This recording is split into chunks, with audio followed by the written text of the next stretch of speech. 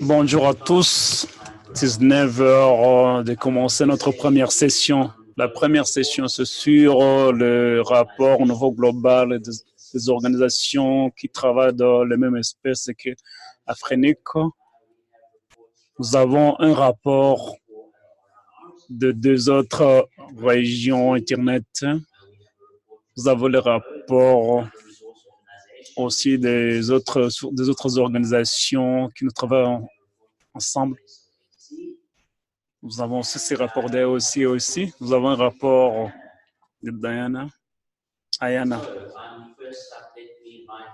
J'aimerais inviter Paul Wilson de donner une mise à jour sur APNIC.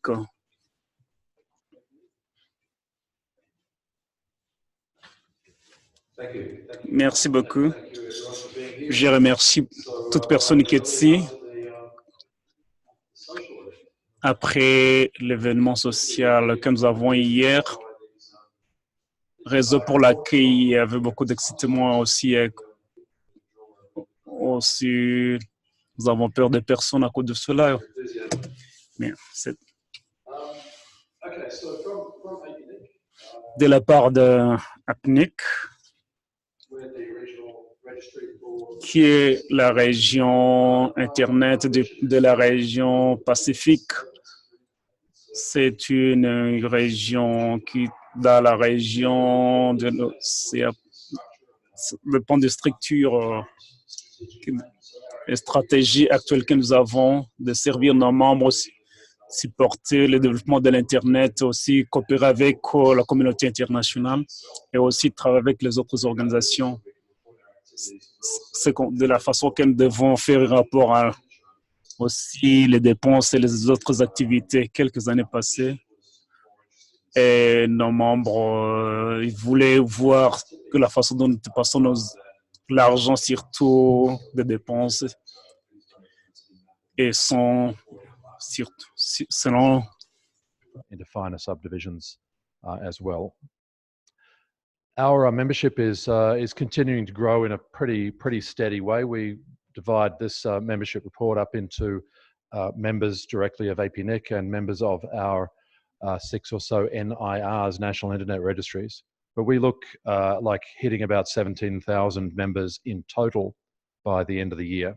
And that's something over 7,000 direct APNIC members. Now here in one chart is all the detail of our resource allocations. So we had a dip a couple of years ago in the overall allocation activity, but we're maintaining about the same levels when it comes to IPv4 and IPv6 allocations. These charts are split up by our respective sub-regions, by the way, East Asia, Southeast, South Asia, etc. The thing that's increasing is IPv4 transfers in a fairly linear fashion, so it looks like we will have around 400 transfers in the year of 2019 by the end of the year at the current rate. One of the big projects at the moment that we have is our PKI, in encouraging our membership to certify their resources, which they can do through the MyAPNIC portal. I think we all know what our PKI is about, effectively providing digitally signed WHOIS objects, or effectively that way. And those digitally signed objects can then be used for useful things like route origin authorization. So we've currently got, 8% of our IPv4 space under ROAs, under origin authorization, and 22% of IPv6. So some big V6 holders have gone and put their V6 space under ROAs. Something else that we've been working on is something called resource tagged attestation. That's a new standard which we've submitted, which allows the use of an RPKI certificate to sign any arbitrary digital object. So you could use it, for instance, to sign a letter of authorization for service provisioning to an upstream or to a peer. The APNIC Academy is our relaunched training platform. So it's WordPress based. It's got SCORM, content management, virtual labs. We've had actually just in 2018 we had 1,500 people enrolled and 1,000 people certified under that course, under that academy, and we've got a bunch of courses which are listed there, and a bunch more. We're carrying courses for partners, like a manners course for ISOC as well, for instance, and a few others. Anyone can use the APNIC Academy. You can sign up for free, so you're welcome to try it, apnic.academy if you like. Now, our engagements. This is a map of last year. We don't have the stats yet for what this year is looking like, but just as a illustration of the scale of the global or regional engagements at APNIC. Last year, 66 trainings, 25 different NOG events, 32 different security events, 12 IPv6 events, 2 major conferences, and that's a total of 204 engagements around the Asia Pacific last year. We have made the big move a couple of years ago of establishing something called the APNIC Foundation, and that's effectively a fundraising arm of APNIC to help us to fund more of the internet development activities that we've been running over the years. We've traditionally done that only on member funds to about 20% of APNIC's budget, but the point is that we've always been asked to do more than we've been able to, and so the foundation is a mechanism for doing that, so we can raise funds to the extent that funding partners are available to do more stuff. And it's been pretty successful. There was over US $1 million raised for projects that we were undertaking just in the first 18 months of running the foundation. And by way of a few examples, we've got the long-running Information Society Innovation Fund.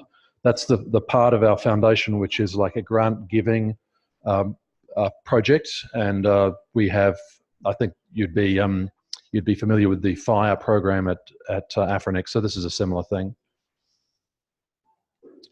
The foundation has also supported some pretty significant work in the Pacific. We were involved with supporting new certs around the Pacific, and so the first 3 Pacific Island certs were established with our support in Tonga a couple of years ago, and last year in Papua New Guinea and in Vanuatu.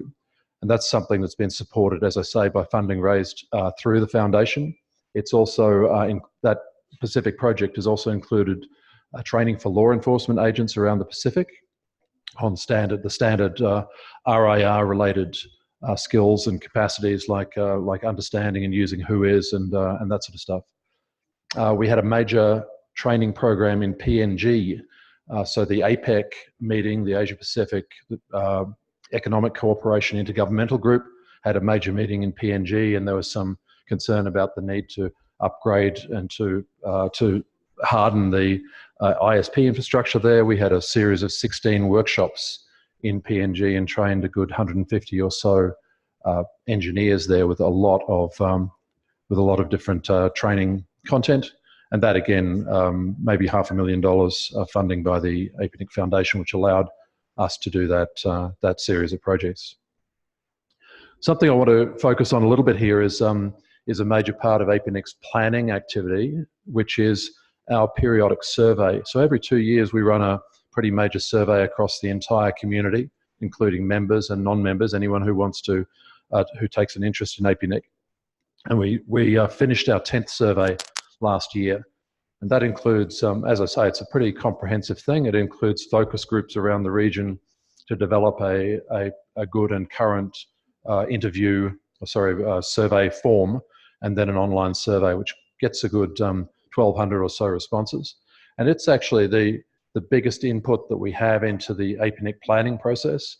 So it's quite important that every 2 years our member and membership community understands that this survey is coming along, and they can provide us with the input that is used at the board level to actually make the subsequent annual and periodic planning. So it's an independent, anonymous survey. It gives us both a performance measure of how APNIC is actually doing in service performance, and also the most important part is really about future priorities and expectations of APNIC. So I'll just show you a bit about how that works. We do comparative reporting, of course. So in terms of overall satisfaction, the charts here show that we've got a pretty high rate of satisfaction, like 91% approval on quality of service, 88% on value of membership, 91% on value of services. And just in small ways, those numbers have generally improved over the years. And between the last survey and the latest survey, they've also generally improved. But as I say, the most important stuff is about what our members are experiencing as challenges and what they expect or would like APNIC to do about those challenges. So here's an accounting of the general challenges, the highest rated challenges of our members. And 27% said network security was one of their greatest challenges. Then we have scarcity of IPv4 addresses, we have hiring and keeping employees, et cetera, et cetera. And we report this in detail, including a breakdown according to the sub-region of the Asia Pacific, and also the difference between least developed economies and developing and developed economies of the region. So all that data is there in the survey report. So what's important is to find out what first are the challenges, but then what are the things that APNIC could help with, or what do our members expect us to do? So we break it down here where we're asking, in this case, about security challenges. And so the security challenges at the top include phishing, spam, malware, ransomware, etc. But our members don't really expect us to do anything about that. What they actually want us to do is to provide training courses, to provide collaboration with technical security organizations around the region, to share insights on security, etc. So that difference between the challenges and the sort of requests or the interest in APNIC services is quite important. We do the same thing when it comes to IPv6 scarcity.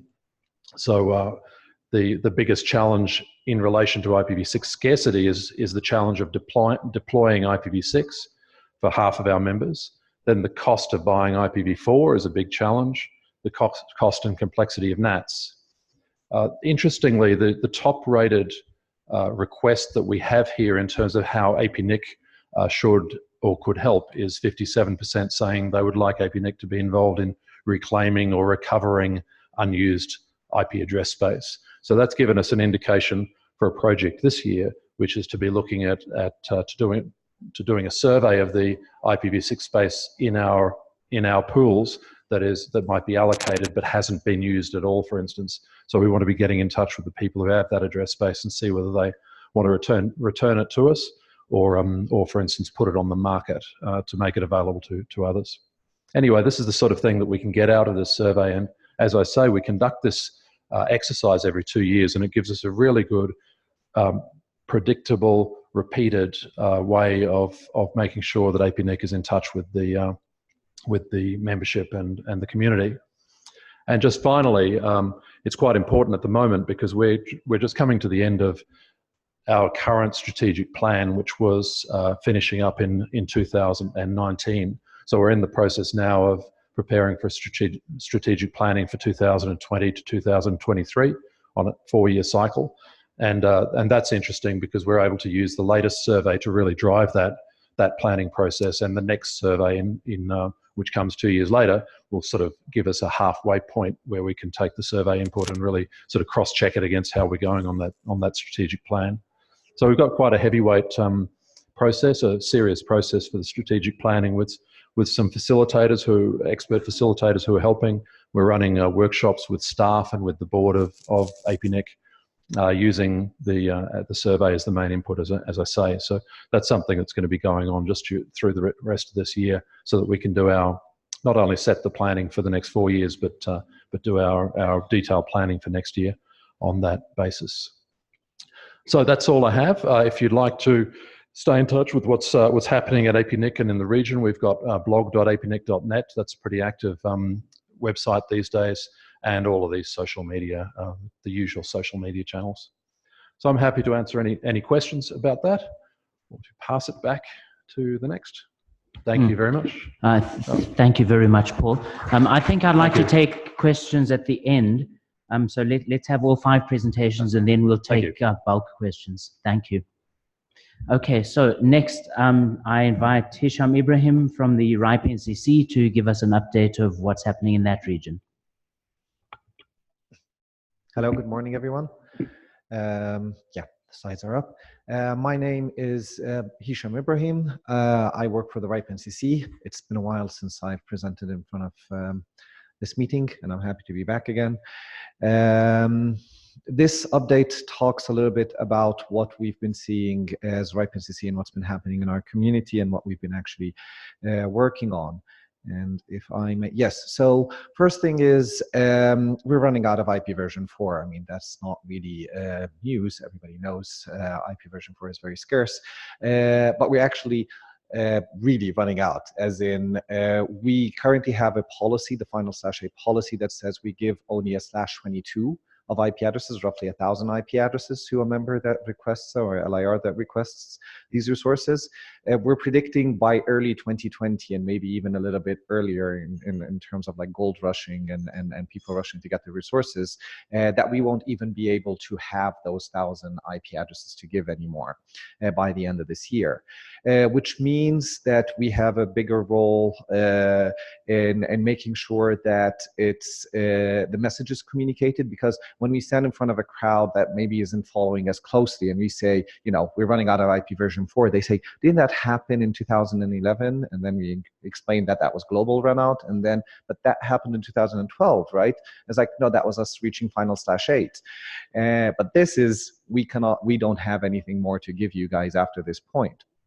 So we try to make that message as clear as possible and inform the members as possible, as much as we can.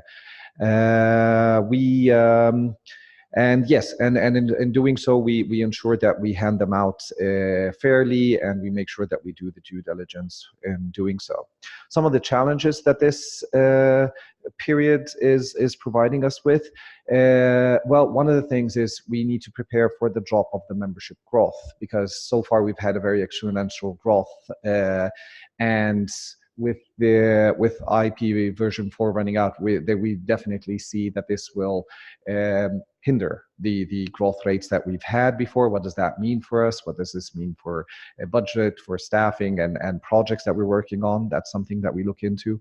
The transfer market is very active in our region, so it gives us more of a reason to make sure that everything is properly maintained and accurately maintained in the registries, to just make sure that the resource holders that are on the database are actually the ones that are actually currently using it. So yes, so the strategic focus for this year is basically around a few words. You can read the slides, but it's basically all about being efficient and resilient and accurate in everything that we do. And as I mentioned earlier, there's a due diligence process that we're looking into, which is making sure that when somebody applies for resources, they're actually using them for, you know, internet deployment, and not just stockpiling them, or not just, you know, claiming to be somebody that they aren't in a place that they actually aren't. But also a bigger part of that is, so these all go back to the registry parts of what the organization does, but also we're establishing ourselves, and we've been establishing ourselves for a long time now, as a center of technical expertise, a place where, you know, it's in the name, the NCC, Network Coordination Center, where all the networks can actually come to learn and get information, get advice from either other networks that attend the meetings, or from us, based on what we've been seeing in other parts of our service region. And we continue to provide and develop the engagement accordingly, to try to make sure that everybody hears the message and actually is able to develop their networks in the best current operational practices. Now this slide actually shows a few ways that we do this engagement. So we have the RIPE meetings, of course. We do them twice a year, but we also have regional meetings where we go into regions where we don't necessarily go as frequent with the bigger meeting, or it's more challenging to go into them with a bigger meeting, but we still try to reach them with regional events where we can bring together some neighboring countries to discuss these issues amongst them. We do member lunches. We've been doing this for a few years now, where we go into a country, invite all our members, and ask them face-to-face about some of the services that we're doing, some of the challenges that they're facing, what they can actually, what we can do to help them, and what they expect from us. We support NOGs. There's a page on Ripe Labs that has all the different NOGs that we have in the region, and we have meetings for the NOG coordinators during the Ripe meeting. We do the same thing for the IGFs, the national IGFs and the regional IGFs that we have. We represent the technical community there, and we support anything that basically brings community together, to talk about internet-related things. You usually find a representative of the AFRINIC there bringing that technical perspective into the discussion. We do face-to-face training all over the service region. And yes, I mentioned Ripe Labs as well.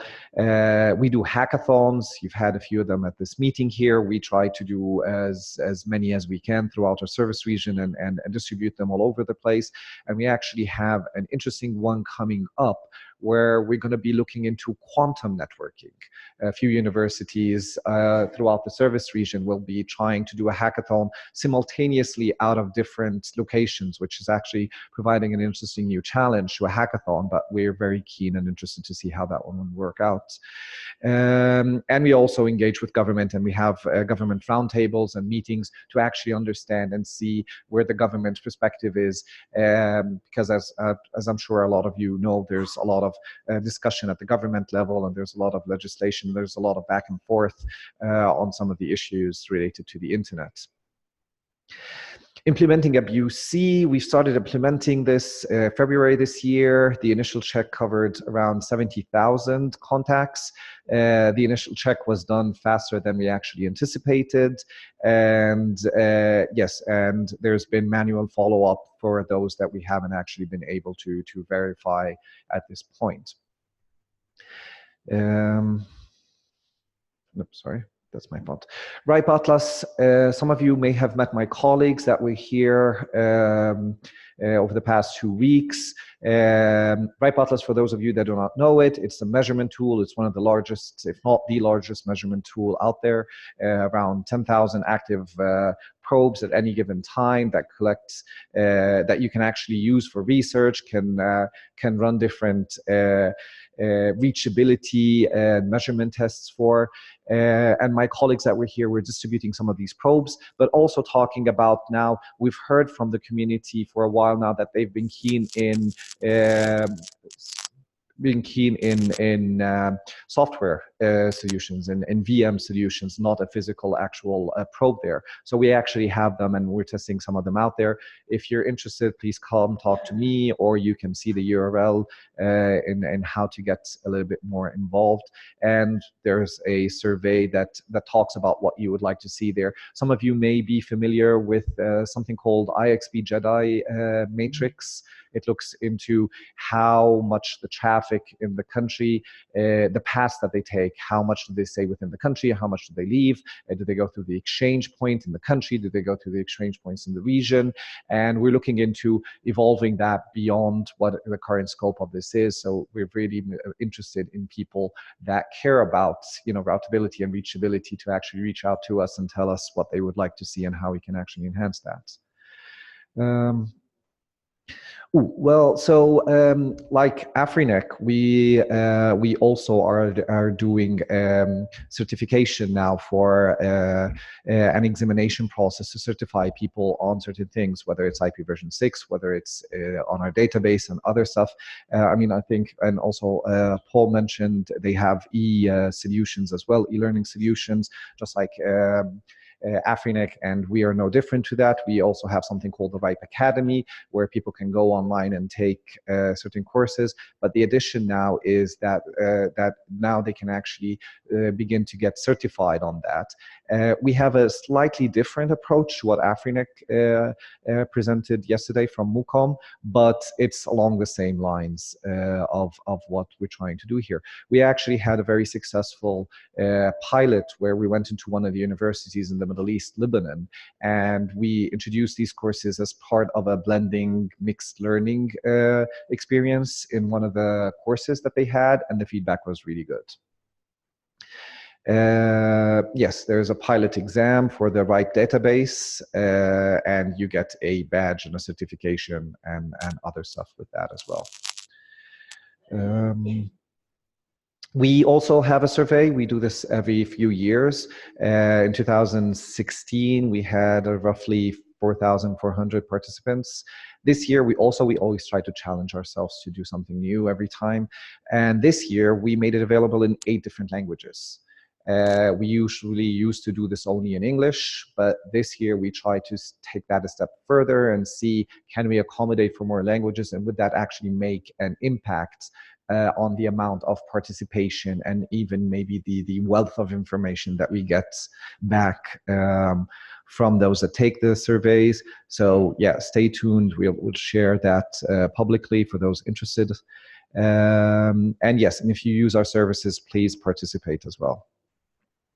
Last but not least, we have our upcoming meeting. It's going to be mid-October in Rotterdam, Netherlands. So please join us. And yeah, I'm happy to take questions when questions is allowed. Thank you.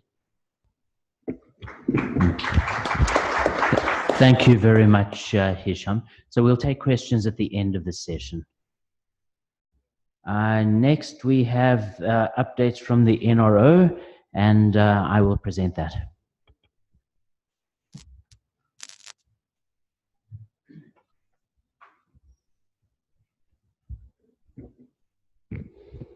Right, hi. My name's Alan Barrett. One of the hats that I wear is AFRINIC's representative to the NRO. And the chairmanship of the NRO rotates every year, and I'm the chair this year, so I guess in that capacity, I'll be giving this NRO update. The NRO, the letters stand for Number Resource Organization. It's an organization, an unincorporated organization for collaboration between the 5 RIRs. It was created through an MOU in 2003. That was before AFRINIC was created. And then a couple of years later, after AFRINIC was created, AFRINIC joined into the same MOU. So the mission of the NRO is to coordinate activities by the RIR. So any joint activities, promoting the multi-stakeholder model and bottom-up policy development process. And also, in terms of an MOU between the RIRs and ICANN, the NRO fulfills the role of the ICANN address supporting organization, the ASO. So there's a website, nro.net. The NRO Executive Committee consists of the CEOs of the 5 RIRs. Strictly speaking, the board can appoint anybody, but in practice, the board of each RIR appoints the CEO as their representative to the NRO Executive Committee, and the roles rotate every year. So the treasurer one year becomes the secretary next year, and the secretary one year becomes the chair next year, and so it rotates. So this year, the secretariat is hosted by APNIC. No, I'm sorry. The secretary is the RIPE NCC CEO. But there's also a secretariat which is staffed by one full-time staff member, Hermine, he's sitting over there, I see, and also a part-time consultant. And that secretariat is hosted by APNIC. Then the RIRs also have coordination groups. So there's a communications coordination group where the comms teams from all 5 RIRs talk to each other and coordinate any joint activities. There's an engineering coordination group where the engineering teams from all RIRs talk to each other and coordinate joint activities. And there's a registration services coordination group, and you can probably guess what they do. Also, there are groups to coordinate public affairs, policy development, finance, and legal. And the difference is that the first 3 coordination groups are actually funded through the NRO budget. So we set aside a budget for them to meet, to travel, to have face-to-face meetings from time to time, and to fund some of their other activities. Whereas for the informal groups, they're not funded out of the NRO budget. Anything they would have to do would be funded by the individual RIRs.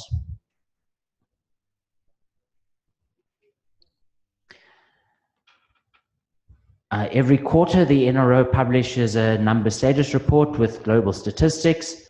It's on the website, nro.net/statistics. And new this year is a report on the adoption of RPKI. So you'll see there a report on all 5 RIRs and how RPKI is being adopted. There's also a comparative policy review. So we can see the different policies in all 5 RIRs. They all have slightly different approaches to policies, although there are great commonalities. As well, and there are also comparisons of the governance structures. So you can find all that on the NRO website. And I mentioned that the NRO has an agreement with ICANN in terms of which the NRO acts as the ICANN address supporting organization. So viewed from the ICANN side, there's a website, aso.icann.org.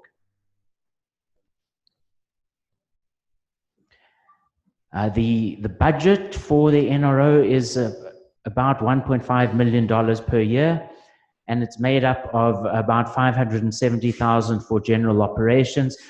So that includes like travel to meetings, updating of the website, consulting services, all the usual sorts of things that you would expect an organization of the NRO size to do. The NRO also contributes $125,000 per year to the IGF, the Internet Governance Forum, and that's divided into 2 parts. Some of it goes to the UN Trust Fund. So the IGF is an activity of the UN, but it's not funded by the UN, it's funded by donors. And the NRO is one of the donors that puts money into the UN's trust fund to support the IGF. Another part of that IGF contribution goes to the Igf Support Association, the Igf SA. And the Igf SA in turn distributes the funds to support many national and regional IGFs. So within Africa, we have the Africa IGF, and we have several regional IGFs. There's North Africa IGF, Central Africa IGF, and so on. And most of these are supported by the Igf SA. AFRINIC will also support you. If you're organizing an IGF in your country or in your region, AFRINIC may have some funds to support that. Not a lot, but we set aside some funds every year. Then a big chunk of the NRO's budget is a contribution to ICANN. For many years, the NRO has been contributing $823,000 per year to ICANN. And since the IANA transition, we've formally broken that down into $650,000 for the IANA numbering services. So there's a contract between the RIRs and ICANN, in terms of which ICANN provides the IANA numbering services to allocate big blocks of V4, V6, and ASN to the RIRs. ICANN in turn subcontracts that to an organization called PTI. And I'm sure Selina will be telling us a little more about that later. Also, the RIRs have created a stability fund. So in case one RIR gets into financial difficulties, the other RIRs have pledged to help them. And in that stability fund, there are pledges adding up to $2.1 million. Now that money is not sitting in a central bank account. It's actually part of the general funds of all the RIRs. So for example, in AFRINIC's case, there's a pledge to contribute a certain number of dollars in case it's necessary. But as long as it's not necessary, that money is still sitting in AFRINIC's bank account. If you look in the AFRINIC financial statements, there's a footnote on one of the pages that says how much money is there. There's an IANA review committee to review the performance of the IANA numbering services. And so from each of the 5 regions, there are 3 members, 2 from the community and 1 staff. In the case of AFRINIC, the 2 community members are the same as the 2 community representatives on the ASO AC. There's a website where the committee has its archives. It published it's published its 2018 report. Isn't there 2019 report? Iman, do you know? Oh, sorry. The 2018 report is published in 2019.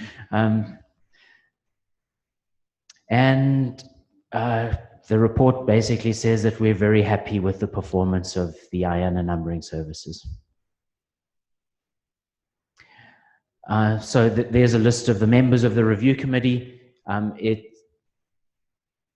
The community members are the same as the ASO AC, and the staff members are usually staff who are involved in registration services. ICANN recently changed its bylaws as part of the transition process, and there's a new structure in ICANN called the Empowered Community, which has the ability to do several things like removing directors, and it has a say in approving the ICANN budget. And so the NROEC had to adopt some procedures for how we would participate in the ICANN Empowered Community. And those procedures are published on the webpage. You can see at the bottom of the slide there. The URL is too long for me to read out.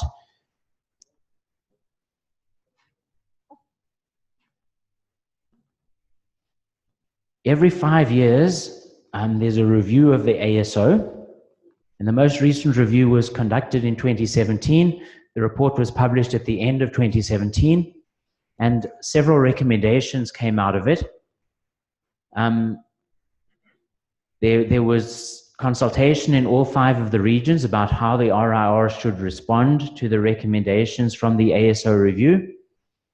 The NROEC published a statement on public consultations, and the NRO maintains a web page where we track all the outstanding issues. There's a list of the 18 recommendations, and there's a few words about the status of what's going on there.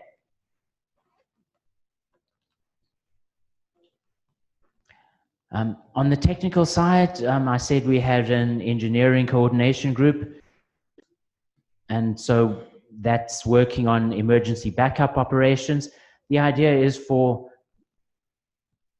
RIRs to provide backups for each other to ensure the continued availability of public facing services.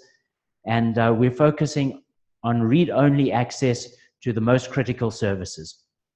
So for example, if one RIR's WHOIS service goes down, then another RIR could provide a backup, which would be read-only. And the current status is the engineering teams are working on how to implement that. We're improving the status, sorry, we're improving the level of detail in the numbering status report. And that's been published since 2018. It's an ongoing project. Something that's not on the slide is ITHI, and I can never remember what that stands for. Internet Technical Health Indicators. Thank you. The idea is to measure several indicators related to the health of the identifier system. And so on the DNS side, ICANN is involved in, they're running a big project to measure all kinds of things about the DNS. The RIRs are working on a project to measure things related to our numbering system. So there'll be things like the health of the WHOIS system, like how many records have been updated recently. And we don't yet have an implementation, but more than a year ago, a document was published for comments on what we plan to measure. And we're hoping that the first measurements will be available in the third quarter this year. RDAP is a more modern replacement for WHOIS. The idea is that it's a better access method to the same underlying data. And we're working on consistency of RDAP implementations across the 5 RRs. So we would like to all provide the same APIs at the same level of detail. We've updated the NRO website last year, and we're updating the ASO website this year. Okay, thank you, and we'll take questions at the end.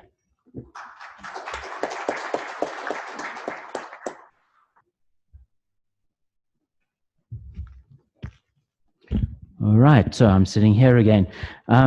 Next up, we have Omo Oaiya to give us an update on the ASO AC.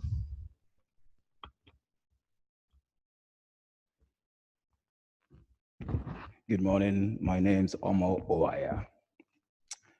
So I'll be presenting on an update on the ASOAC.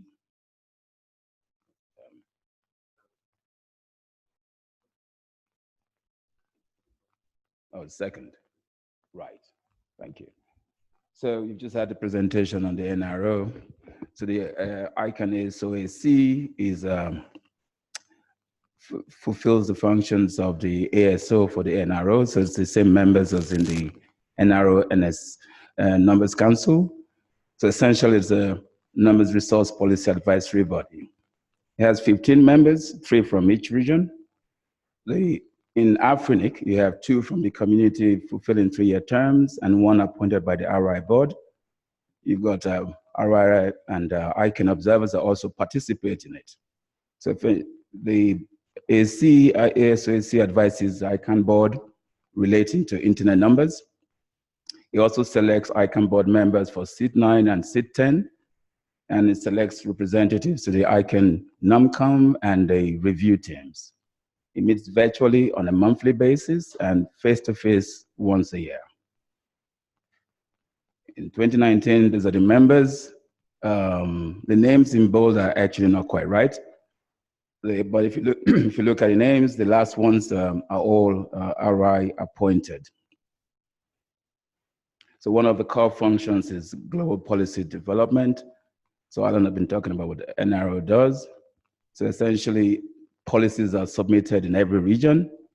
Each region follows its own PDP, but at some point when the policies, NRO informs the ASOAC that these policies are in play, and then the ASOAC reviews and recommends to the ICANN and forwards that to the ICANN for ratification. But currently, there are no global policies under consideration. For the board seats, we have seat 9, Rhonda Silva from ARIN has been there since last year. His term ends in 21. Seat 10 has just been, we just re-elected the Asia Pacific representative, Memura Akinori. That was announced on the 27th this year. His term begins at the end of the year, though, at the ICANN General Assembly, and will run for 3 years. There were 3 candidates. One of them withdrew his nomination, and the other 2 are Akinori Memura and Dimitri Berkov. Brajesh Jain from APNIC was also nominated to the NUMCOM this year. Alan also mentioned the ASO review of 2017, and that process led to 18 recommendations.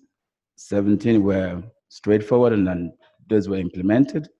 The 18th one required a consultation amongst the different RI communities, and in AFRINIC, we ran a survey, which some of you would have responded to.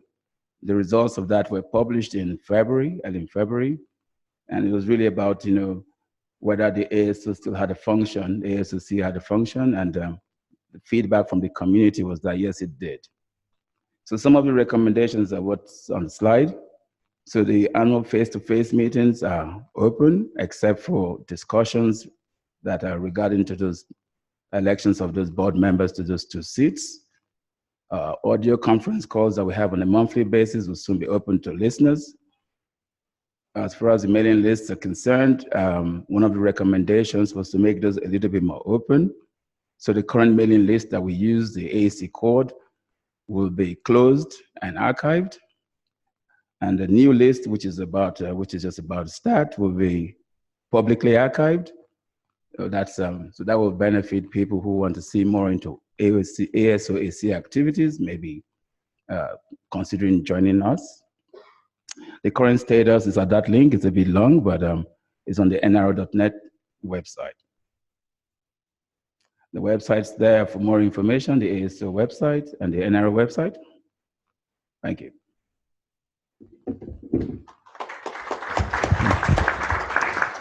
Thank you. Thank you very much, Omo. So our last update this morning is from the IANA. I think it'll focus mostly on the IANA numbering functions. So I invite Selina Harrington to give us the IANA numbering functions update.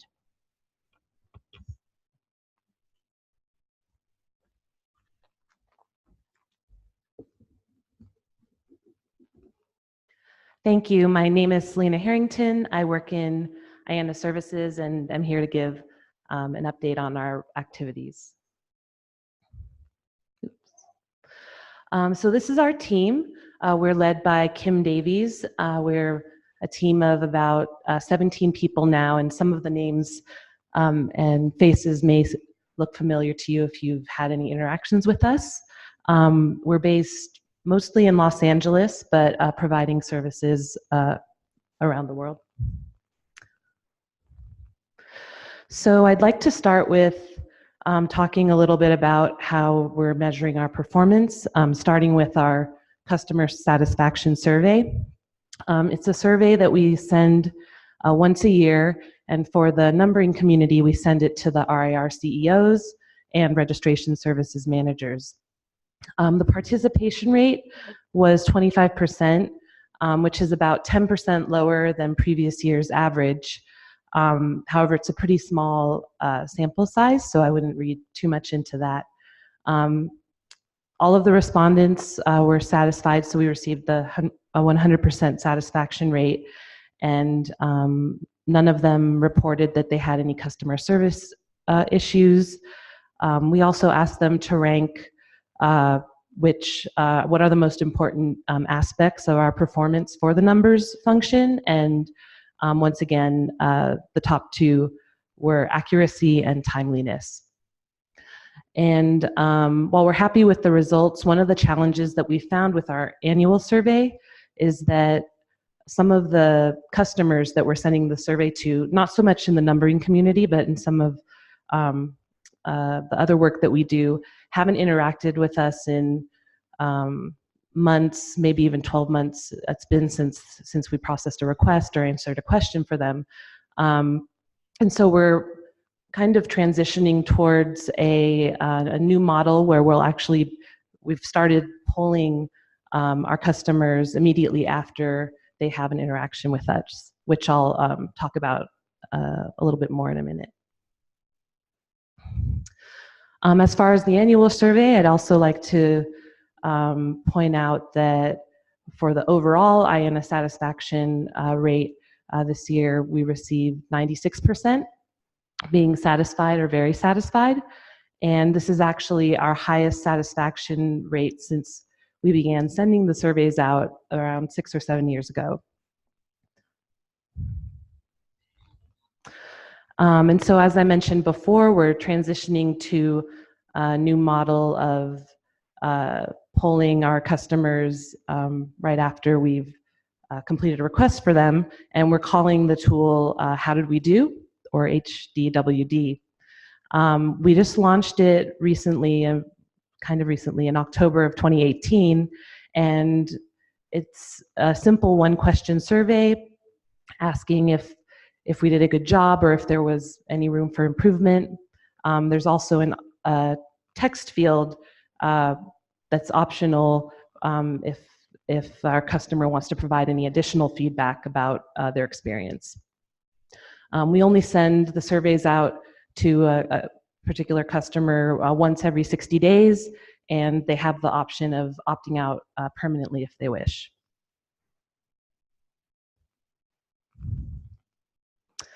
So another way that we measure our performance, and Alan spoke a little bit about this, is with our monthly number resource performance reports that measure if we met our SLAs.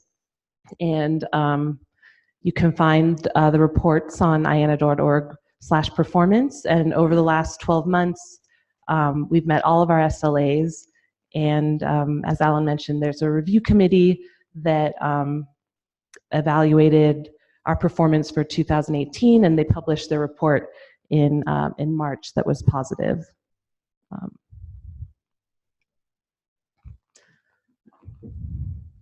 So another thing that is important in our operations is our audits.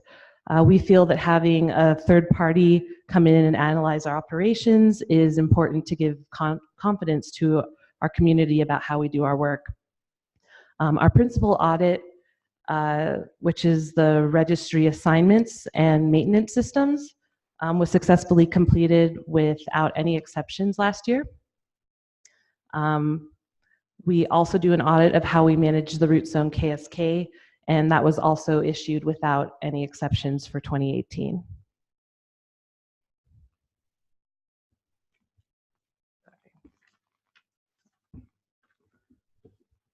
So something new that we've been working on specifically for this community is an updated RIR dashboard for the RIR statistics.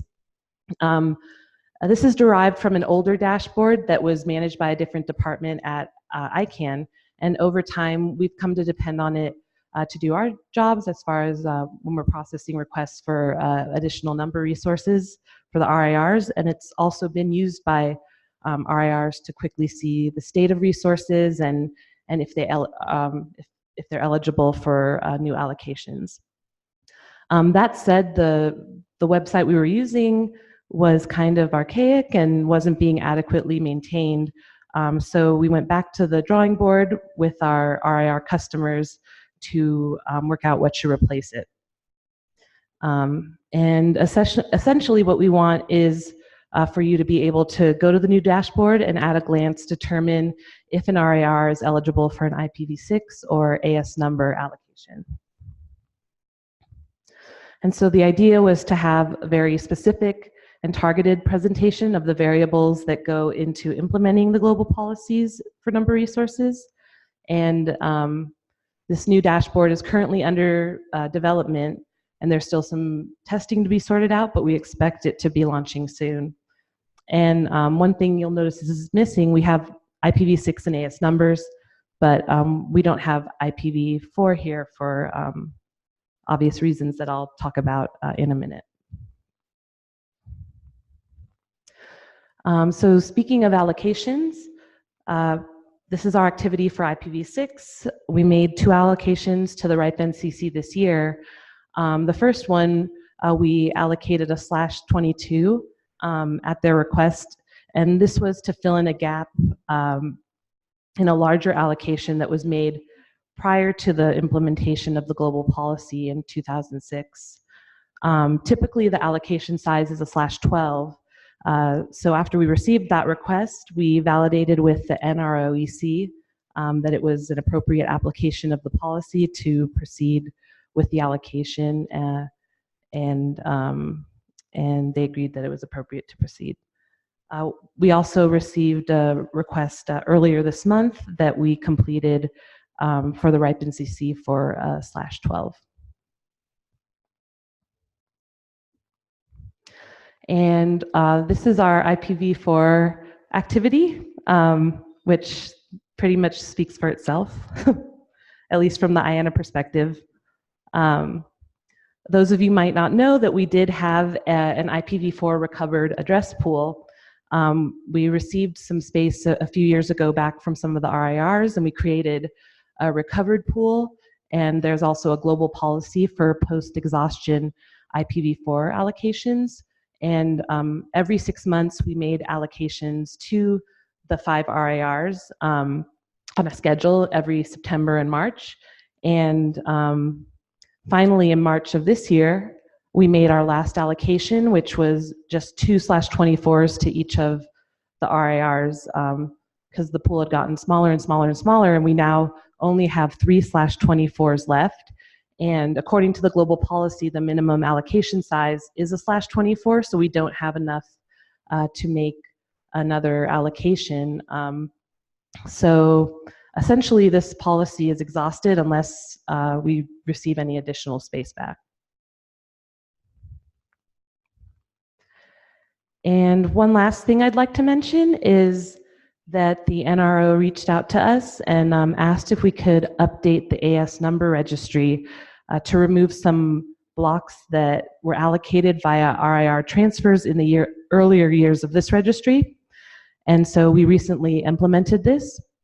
And in essence, this brings the AS number registry in line with IPv4 and the IPv6 registries, which have the same approach. If you go to the governing RIR, it will provide a referral to the other RIR if a transfer has taken place. And that's it. Thank you.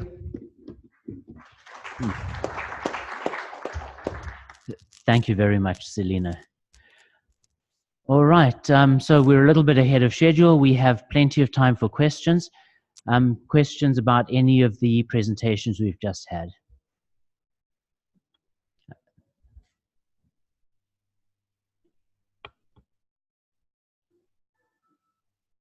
Or comments, doesn't have to be a question.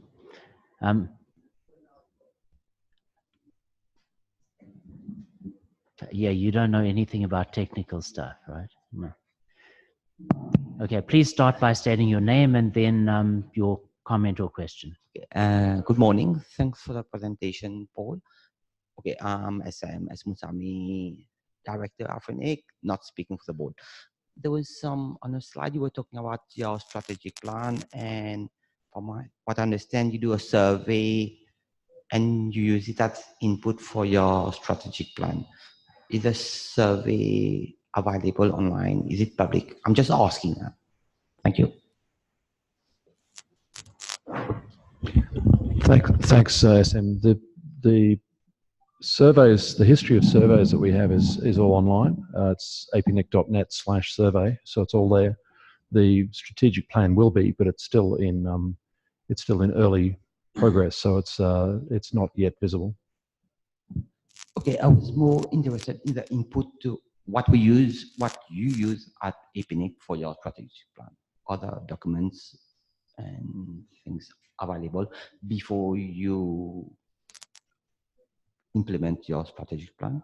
Well, the only input that's public is the survey itself. So you can see all the details from the 2018 survey, and that's the primary input.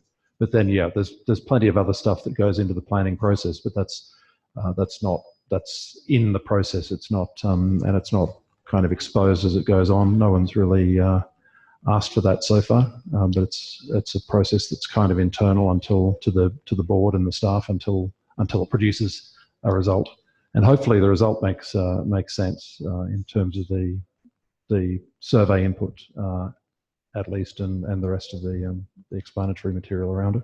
Okay, a question about the are you proceed? Do you have like a public consultation before the strategic plan is adopted by APNIC? No. Thank you. Thanks. Hello, my name is Yazid, AFRINIC fellow. I'm coming from Benin. My question is to Selina. In one of your slides, you mentioned that the participation rate of the survey was 25%. This is what I would like to understand. Yes, that's right. That's for the participation rate for the RIRs, because they're our customers for the numbering community, and we only send the survey out to the RIR CEOs and the registration services managers. So it's a pretty small group of people. And yeah, the participation rate is only 25%, which is pretty low, which is why we have been kind of transitioning into the how did we do surveys where we hope to get a higher participation rate. Oh, okay, but can we have the split per area? Yeah, I don't have that with me, but I can speak to my colleagues who work on the survey, and if they have that information, I can get that for you. Okay, thank you. Yeah, I can confess to being one of the people who does not always answer the survey. I've sometimes answered it, but other times I feel that they're doing such a good job, and really there are not that many allocations. So I've been too lazy to answer the survey. I'm sorry, but you're doing a great job. I'm coming back this time to Mr. Alan. What are the reasons why the members do not reply?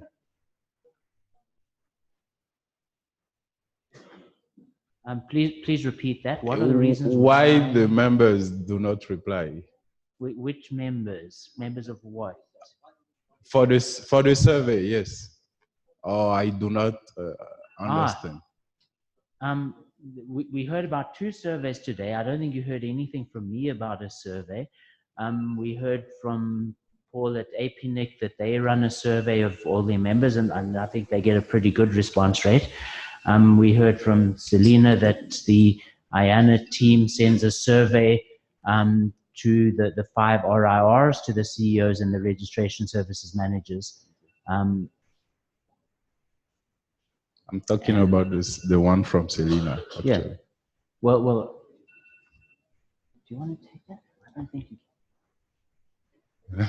Yeah, I'm not sure what the reason is that people aren't answering, because when they're not answering, they're not kind of giving us the information. So.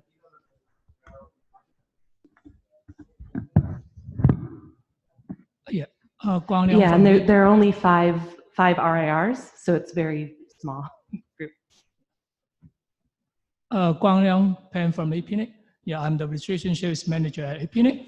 Yeah, I always respond to the IANA survey. Actually, they send to us every year, I believe. Yeah, and I believe IANA did a very good job. Yeah, I always give them a very high score. That's why I believe they are actually excellent. Yeah. And maybe some of the people miss the email, I guess. Sometimes that it might be in a spam folder. I actually found them sometime in a spam folder. That survey, that may be the reason I can expand. I believe IR is happy with IANA service at this stage. That's from my point of view.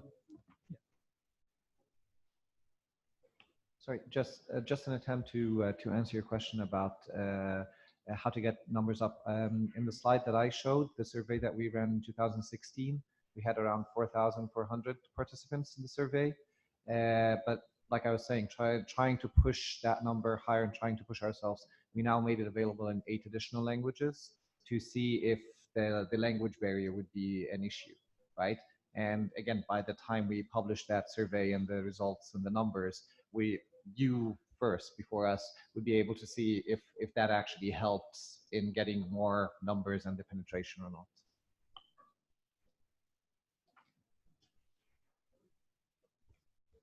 All right, thank you. I don't see anybody else at the microphone. So that brings us to the end of this session. Thank you very much for your attention, and thank you to our presenters for telling us what's going on in your regions or organizations.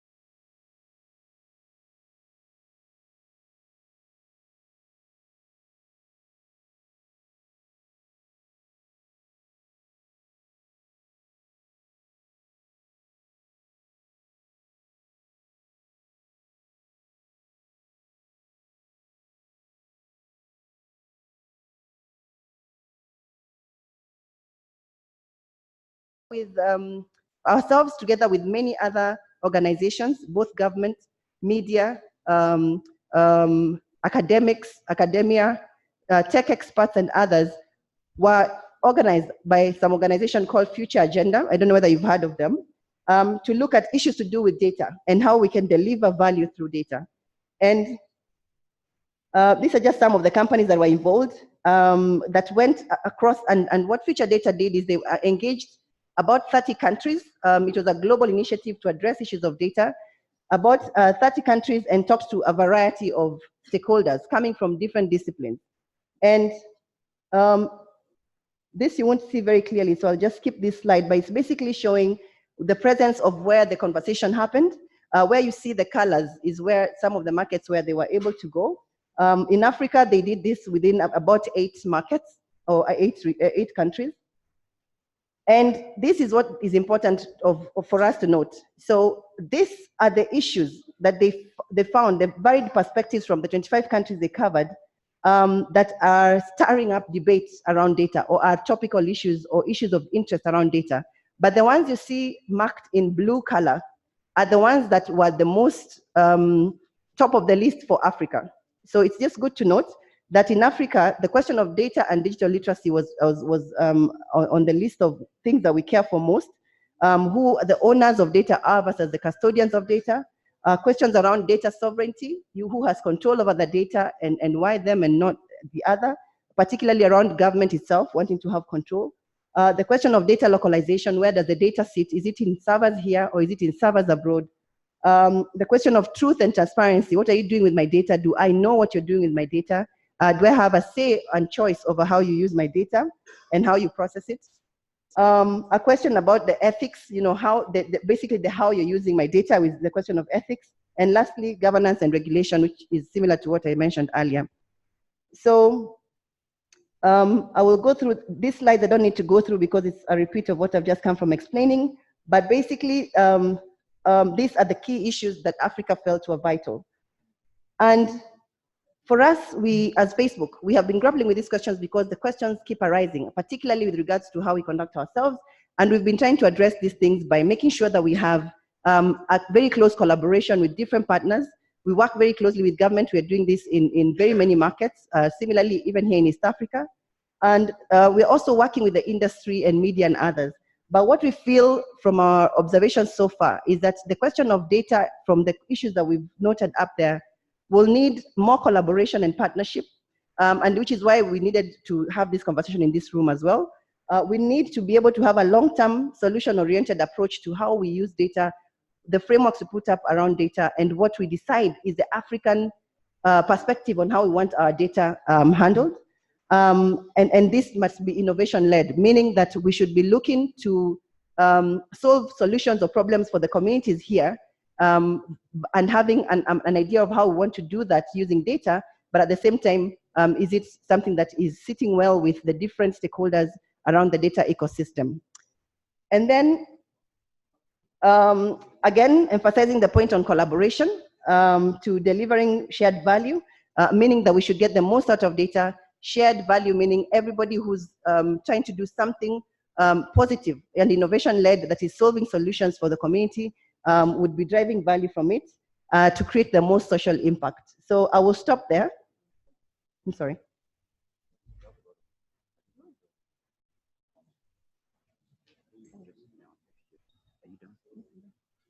So please, if we have questions for Messi, she's going to listen to anyone right now, please. You can come to the mic and Messi's going to answer your questions.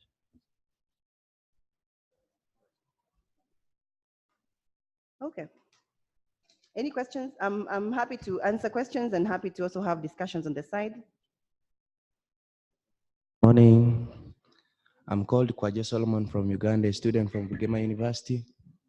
I heard you before when you were introducing yourself. You made a point and said there are ways by which Facebook give back to the community. So mine is just an inquiry to know how Facebook is doing that. Thank you. Thank you for the question. So Facebook does a lot in the community. I'll give you examples of some of the things we are doing in this region.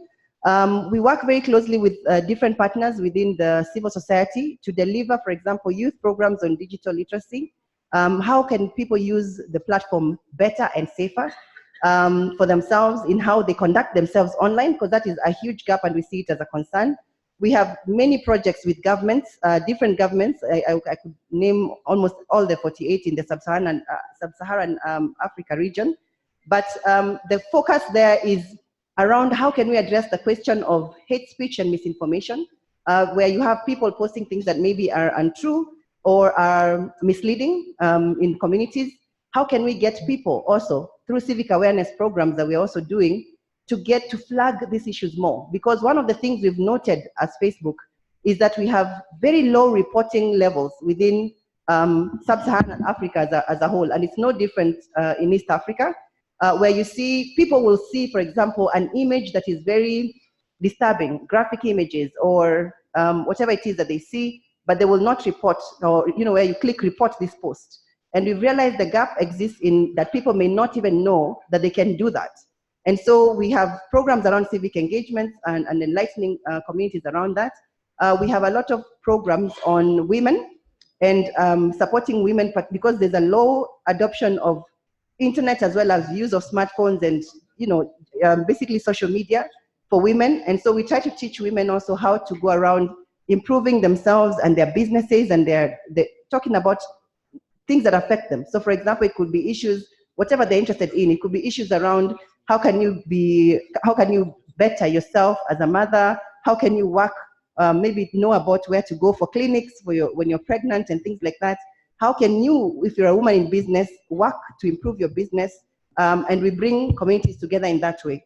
Over and above that, we have what we call community leadership circles in countries. Different countries have them, including here, that are involved in engaging with the communities even after we are out of when we're not present ourselves physically, as well as what we call the developer circles that work specifically to develop skills that are engineering related or IT related, so that they can be, this youth can be ready for the future.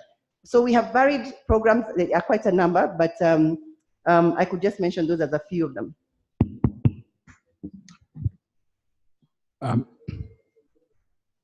sorry for coming back again, sorry. I know you've answered most of my questions, but I have some point that I wanted to emphasize on, more special about the youths. If you realize that most of the people that are misusing the Facebook, like to post some nudity pictures or such kind of things that are not acceptable, are youths.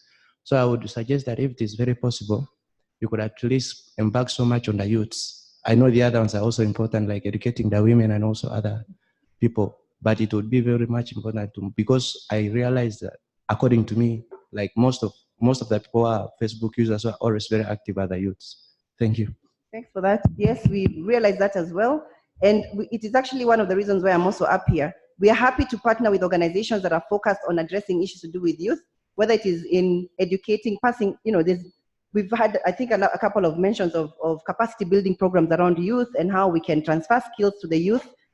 We are more than happy to partner with such organizations. If there are any in the room, please let us know. But if you're doing something in the region on areas to do with youth, women, digital literacy and things like that, we are more than happy to consider you for partnership. My name is Mukam. I'm head of capacity building at AFRINIC Limited. Thank you for your presentation. I would like to get a bit more details on the quality of the capacity building efforts that you provide to youths, because we always hear the statistic that by 2050, Africa is going to have the highest youth population. And we all know that whether that's a ticking time bomb or an economic opportunity depends upon the quality of skills that these people develop. And quite frankly, workshops about, youth empowerment, all of that, isn't going to cut it. I'm interested in knowing specific numbers, if it's possible to share. High-level skills that you're developing and where we can find information about that.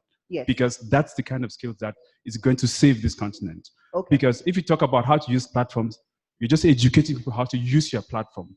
That seems like, yeah, I'm interested in that's community living. Thanks. Thank you for that comment. Now, the scope and variety of skills that we transfer are varied. So the ones I mentioned earlier, like the ones you're saying are basic, are also very critical because a lot of people we have discovered are at that basic level of understanding of how can I how can I even access social media and use it. Many people don't have any clue on how, because a lot of people are starting to only adopt internet in majority of the places. Remember, we still have very low internet penetration rates in most of the countries within sub-Saharan Africa, which means as more people come to accessing internet, they're coming to that basic understanding first. So it is like a very huge need impacting more people. So there's a lot of focus there. However, we also have those levels of engagements that you're talking about. We partner with very many universities that offer now, where we sponsor students to go into a university abroad and study specifically engineering courses or coding, get coding skills and things like that, or even partner with those universities to send lecturers and do that here with academic institutions. So that's also something we do. We haven't done any of that within this East African region, but we have done that in Nigeria, and we've done that in South Africa, Southern Africa rather, and we'll be more than happy to discuss and give you more information around that program as well, and how maybe with the organization or those that are involved in such work can work with us on it. But it is something we do, and we have a huge investment as a company in high-level education, so graduates and even postgraduate and above. My name is Abiyade Dosimo. I work for AFRINIC. I don't know if you're the right person to ask this question, but this is my first time in Eastern Africa. And when I got here, I got to know that you have to pay tax to use WhatsApp and Facebook and all that. So this is the first time I'm hearing things like that. And just, I don't know if you're the right person to answer the question. Why is it like that? Why is it like that there's taxes? That you have to pay tax on using social media. Unfortunately, I wouldn't be able to answer because I would imagine it would be more a question directed to government if there's government actors in the room, more than, yeah. Okay. So, yeah. Thank you. Thank you. Any other questions? Happy to have a conversation after this as well. Yeah.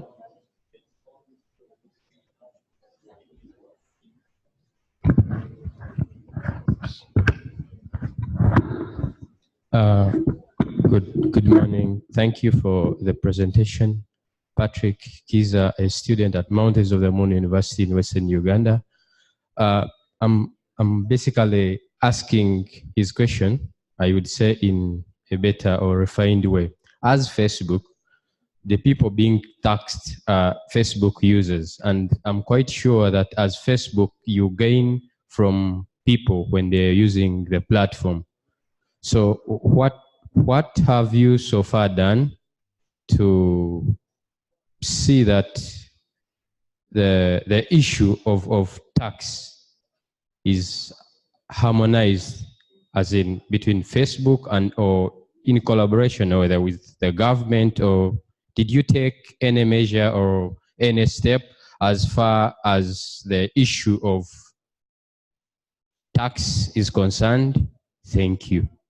Thank you for that question. So yes, we did. When this came up, we did even join up with other stakeholders in the region, in this country rather, that were displeased with the introduction of that tax, because it was actually, it was going to impact particularly it would make the affordability of data harder for most people to be able to reach. And that was going to already, when we are talking about digital inclusion, this was going to sort of start to impact that initiative.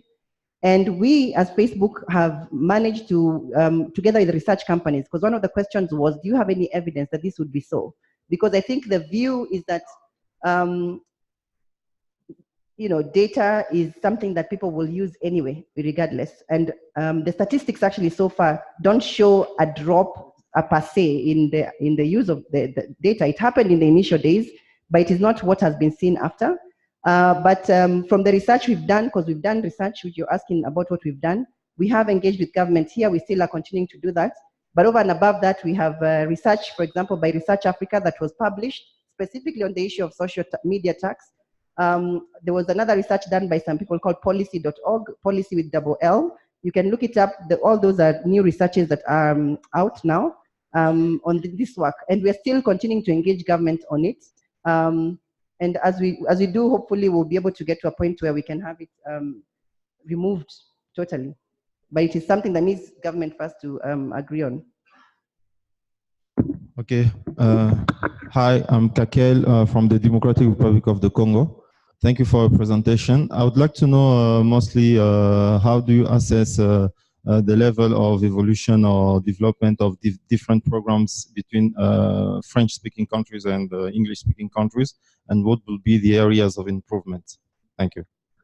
Sorry, you mean in terms of which specific? Yeah, specifically concerning the data use and in the educational aspect.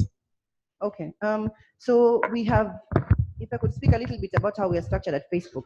We have regional teams that focus on different regions, and we have a specific team that focuses on Francophone countries where DRC sits within our structure.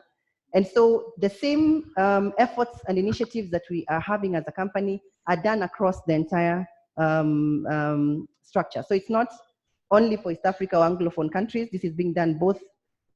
As long as you're a Facebook employee in policy, the focus is to make sure that the same things reach everywhere. So I don't know the stage because I'm not covering Francophone, but I could find out specifically if you would give me your details and I can give you an update after.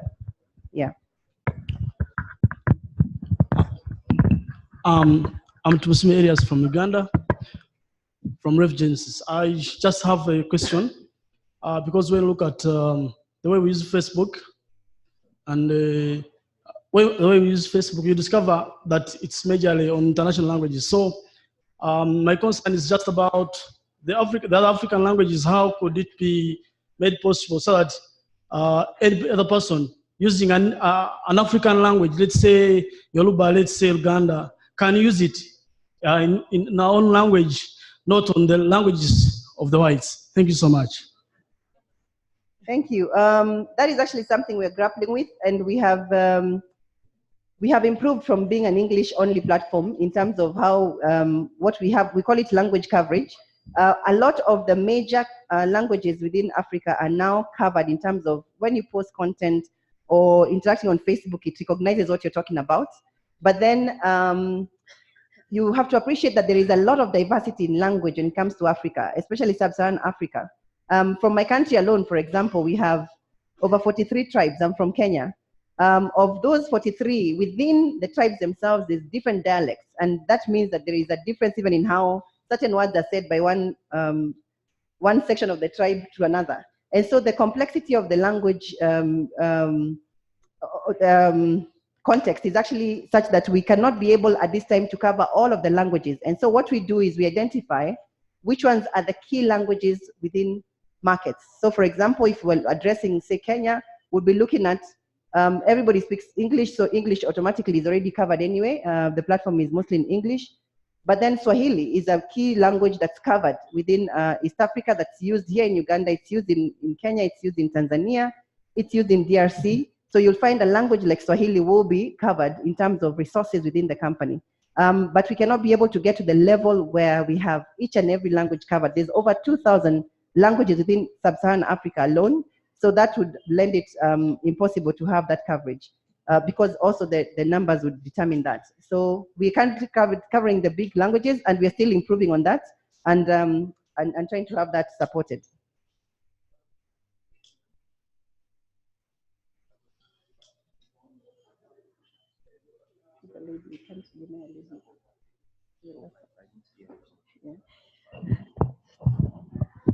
Height issues. Hi, my name is Susan Atim. I'm from Women of Uganda Network. Facebook was ranked 4th out of 12 by Digital Rights Rankings. That's, I think, information in their 2018 report.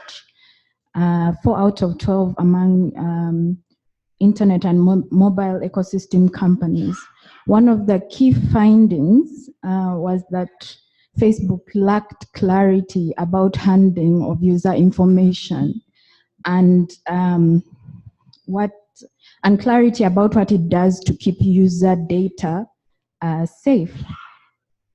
My question is my data safe, especially knowing that when I go on Facebook, I get all these ads thrown at me depending on what I search on Google. Is my data safe? Yes, your data is safe. I will start there.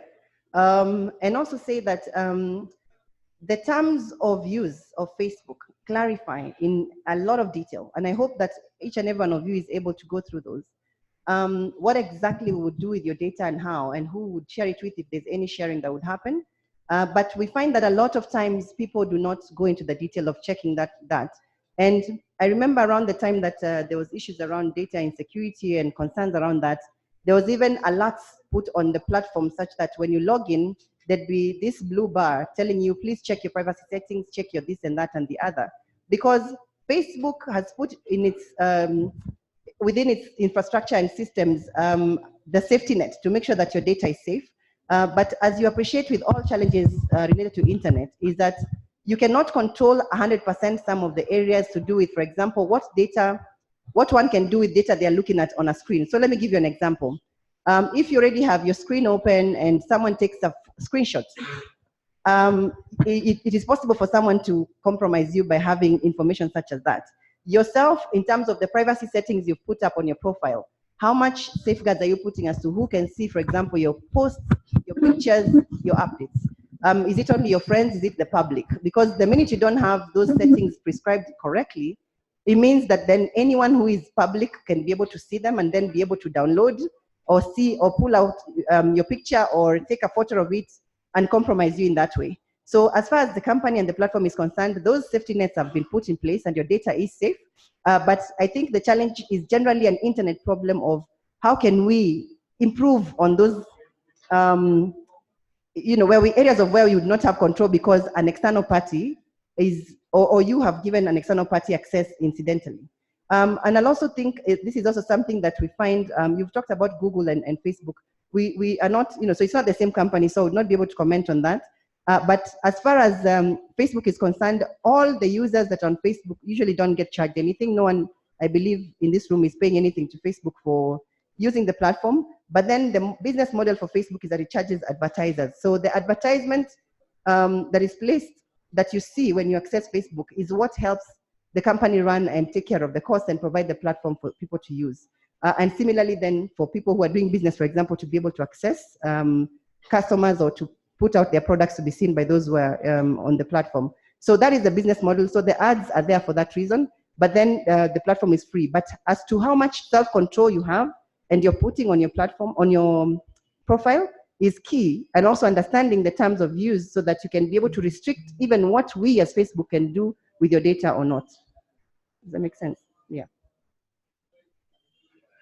Okay, thank you.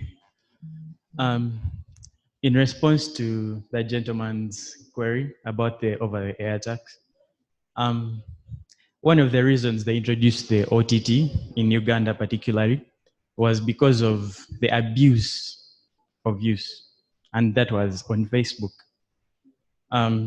For example, I'll give an example that there was this lady who used Facebook to actually abuse the president, throw insults at the president. So they introduced the OTT as a way of regulating users.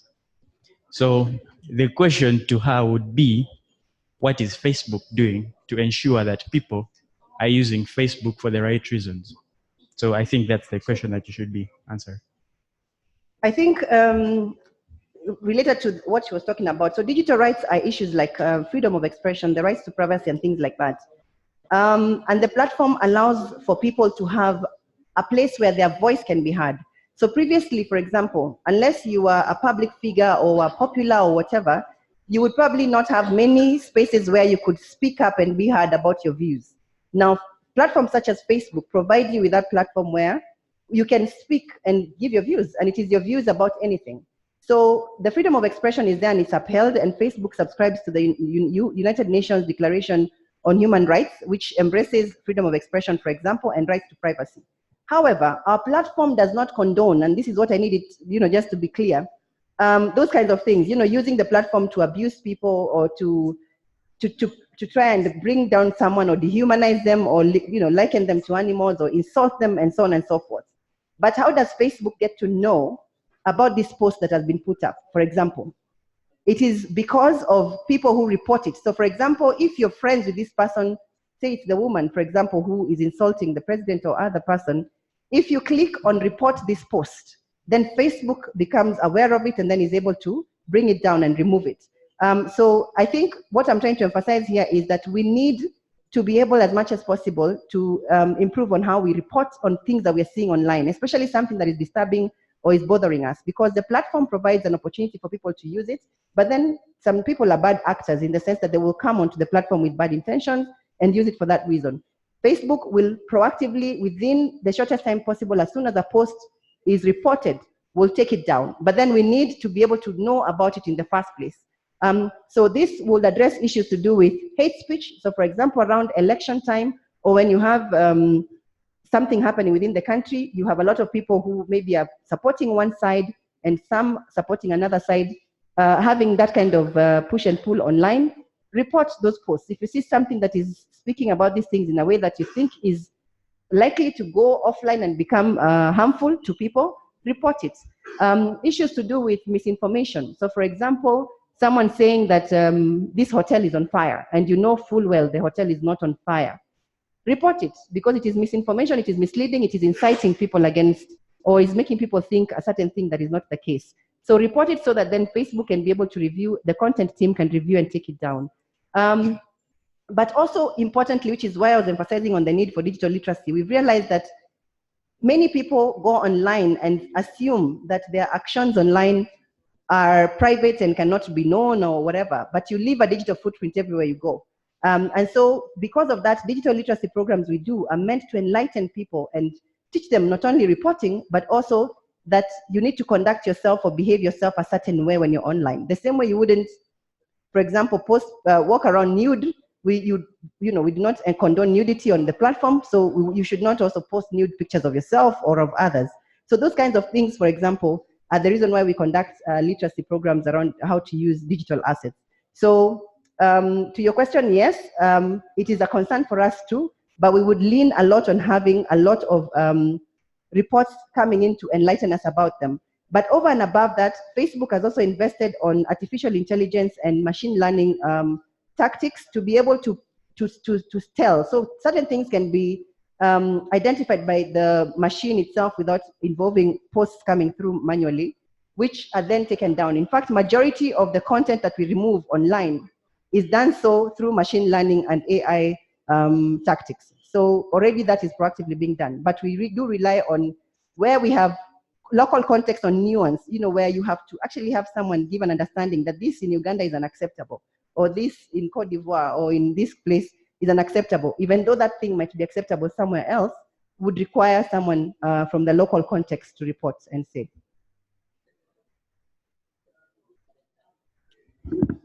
Bonjour. Good morning. I'm requesting you to put your earphone because I'm going to speak in French. Good morning. Thank you for your presentation and the opportunity you are giving us. Good morning. Thank you for your presentation. I am Ahmed Bashar. I'm coming from Niger, from the government of Niger. Facebook today is a means of communication, the most used by different governments. The problem rising, we have false profile which are now circulating wrong information. These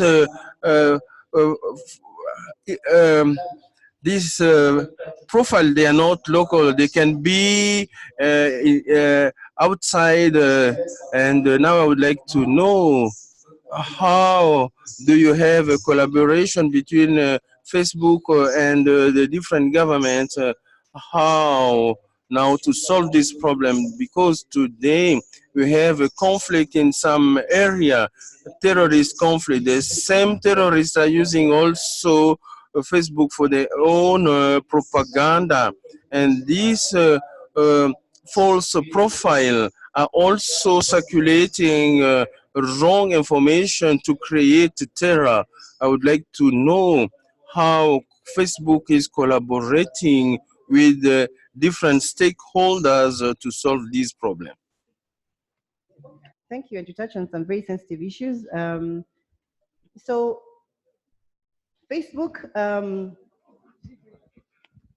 when it comes to fake profiles, what you're calling, so we call them fake accounts. Fake accounts are not allowed on Facebook, actually. And this is something many people don't know. Fake accounts are not allowed. But I'll give you two scenarios. There is fake accounts that are obviously fake accounts, and those ones usually you'll find will get blocked. So for example, someone creates an account like with XXXYYY, there's certain characters. Those will be easy to identify and take down. Especially if they don't have an authentic identity behind them, because we are able to verify if there's an authentic identity or person behind the account. However, where you have a situation where me as Ndegwa, I have an account in my name and I'm an authentic person, but then somebody else creates an account in the name of Ndegwa and they are trying to impersonate me. Facebook will not be able to know which of the two Ndegwas is the genuine Ndegwa, because the names appear the same. Everything appears normal, especially if they have attached an ID, an authentic identity behind the impersonation account. You see what I mean? But when this is reported, so for example, if we have this a lot happening for celebrities, people in the public eye, influencers, bloggers, and others, where they have duplicate accounts created that are trying to impersonate them. Those, when reported, are always taken down. A lot of times, in fact, we get the reports from the people whose accounts have been impersonated. So for example, you're a top musician and you realize there's an account calling itself your same name and posting about your music, your pictures of where you have been and all the things you're doing as though it was you. Then if we are told that this is fake, we'll take it down. So it is important to note that that is one of the challenges, that we cannot be able to all the time tell when there is an authentic person trying to pretend to be someone else. And why that arises, again, is coming from the perception by some people, internet users, that no one will know. No one will know that I'm trying to pretend to be Kofi Olomide and I'm not Kofi Olomide, you know? So, you know, those kinds of instances. But then if the issue is reported, then it will be taken down.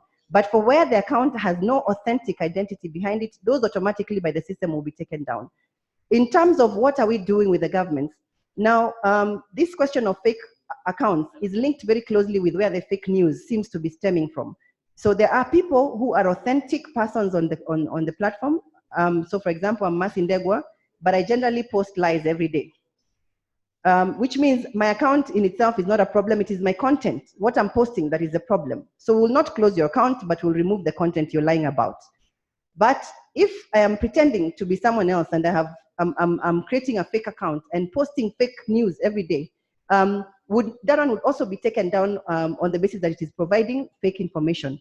What we do is we put a threshold. If users report, for example, that Mercy is telling lies, and today morning I told a lie that was taken down, again later on today I posted something else that is a lie, and so on, we put that account on, you know, on observation or monitoring, so that at some point we start to monitor what this person is saying online, because we notice that they have a trend of lying or putting up posts that are being found to be offensive. And so what we will do is proactively start to monitor this account ourselves for repeated behavior. And when that happens, we will take down that account and close the profile. So the person then no longer has access. And we'll put them on suspense mode for a period of time, especially if they're an authentic ID, meaning if it's a real person behind an account, we put them on suspension. They cannot open an account on Facebook. They can't even create another account in a different name. for a period of time until they correct their behavior, and we inform them why we have closed their account. But where an account is fake, a lot of times when we find it out, where the account has no authentic person behind it, you'll find a lot of times they will never reopen the account if we close it, because they just try to open another fake account, it's reported, even that is brought down, and so on, so they give up. So we have programs with government where, for example, the National Cybersecurity Center that you can have in a government, or a specific reporting agency of government on matters to do with cybersecurity concerns, will be one that will whitelist or put on a list that allows them to directly report on any, for example, bulk issues that they're seeing of cybersecurity concerns in their country, and that will involve any fake accounts that they see that are telling lies. We do that already. And then also we do programs with, like I'm saying, civic awareness programs and others to teach people about how to conduct themselves online. We also do a lot of work with the civil society and partners to see what can we do to address the question of fake news and misinformation. So that is something we tackle on a regular basis. Every day it's part of what we do. And hence the reason why, for example, we get ranked when it comes to issues to do with digital human rights, because it's digital human rights affecting. Sorry, you're the last person, please. Okay. Yeah. Hello, morning. I'm Isaac from Uganda. I'm asking a practical question. Why is that once I blocked an account and like for a year, but after opening it, again, I found the same information when it was there. Why is that when I block an account, why do you still keep my information in your databases? Because I tried it, and when I opened it after 1 year, everything was still there. Yes, that is it. So that's a blocked account. A deleted account is the one who will take information down. So for example, if you said, I no longer want to be on Facebook, I want no presence, it means you have to go into deleting. When you delete, we delete you everywhere. We have no information on you. In fact, we ask you, are you sure you want to permanently delete your account? Because once you say yes, everything you posted on Facebook ever, your posts, your pictures, everything on your timeline, everything you've been tagged in on your profile will be deleted. And we don't keep any copies anywhere on our servers.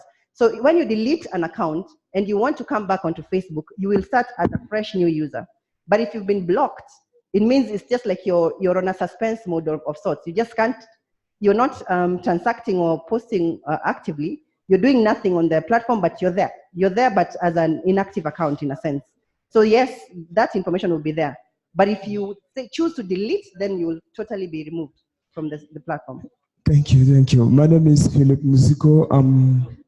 I'm coming from Congo, DRC. I'm managing a certain business and technology company in Congo called Citadel Corporation. My question is about Facebook boosting. The issue I have with that matter is the time you are new to boost post on Facebook, Facebook sends you some messages to show you that you've got bonuses and you can keep on boosting. But after some days, after some other boosting post, it sends you the message that you have a debt to pay on Facebook and then block your posting account. I don't know how can we manage, how can we managing such situation on Facebook? Because like for my case, nowadays I no longer post my post on Facebook because it's sending me the message that Facebook is demanding me $25. Okay, I need to get your details so that I can be able to sort out your issue, because it sounds very specific to your account, to understand why that is happening. So if you could have a conversation offline about that. Thank you. Thank you so much for your interest and for the questions, and I hope you've been enlightened a little bit more. But let's decide what the African narrative is as far as data is concerned, and how we want to draw the most value out of data. Thank you so much for your time.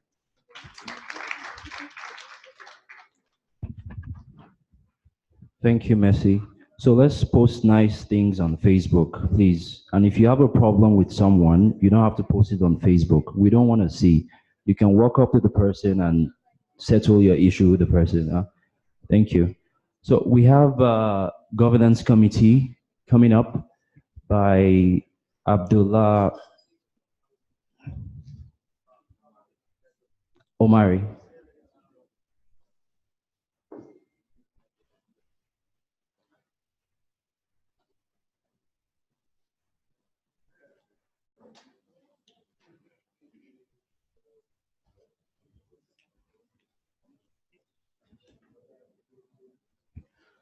I don't know whether it's morning or afternoon. It's just there. So good morning or good afternoon. If you still have breakfast, good morning. If you're hungry, good afternoon. Okay, my name is Abdallah Omari. I'm the chairman of the governance committee. I think yesterday we had a lot of reference to the governance committee. So I think my vice chair is around, Aliu. I don't know where he's at. We are the two who are representing the governance committee in this meeting. So I wanted to update you on what the governance committee has done and what it's planning to do. First of all, I'll introduce the members on the current members on the governance committee. We have Isatu Ja from the Gambia, from Western Africa. Me there from Kenya, East Africa. Dr. Leon from Mali, West Africa. Zain Aladdin from Mauritius. Justin from Rwanda. Then we have Saji Lunga, who is a board liaison. Ashok, who is a legal advisor. And then Gulain, who handles our secretarial work. Now, yesterday I had questions about the bylaw reviews. I think the ones who have been following us on the list, last year we called for comments on the type of review the community wants on the bylaw. Unfortunately, we got only one comment. We got only one comment, and then when we started the year, we decided, okay, let's request the community to again try. We thought maybe because of the December holidays and the November mood of holiday, that's why we were not getting comments. So in January, we made a call again. On the list, we got only 2 comments, although one of them was quite comprehensive. So 2 comments. So because of the few comments we got, in our own wisdom, we thought those are not enough comments. And coming up with a review of only 3 comments to the community, and we know the kind of challenges our current bylaws have for us, we decided we'll only deal with a few clauses which had affected the board elections in Dakar. And the special resolutions were tabled yesterday for the few clauses. Unfortunately, the community voted them down. So we are back where we are. But we have a plan of now reviewing the whole bylaws. The governance committee will publish a new timeline between July and August. And we will use a different approach this time so that we are able to get more comments from the community. And I will kindly urge the community to know that the bylaws are critical, because after the Companies Act, it is the bylaws which run this organization. So we need to, this is an opportunity for us to express the desired changes we need in them, and be able now to, as we said, we think that the governance structure of AFRINIC needs to be tweaked a little bit. So let's express it by ensuring that our voices are heard by the comments which will come up. We have an objective of finalizing the activity by the end of the year. So we request for your cooperation as a community and the input you'll give, so that we have enough materials and your voice is heard in the review of the bylaws. Thank you. So I'll take any question if the moderator allows.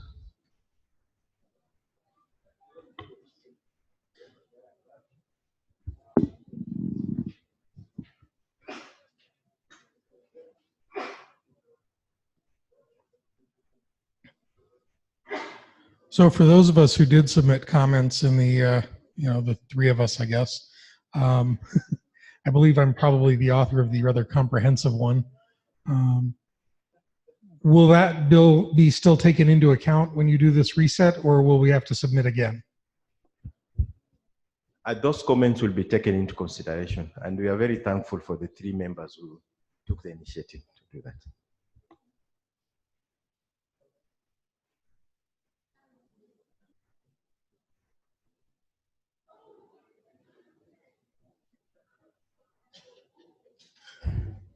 I think I'm done.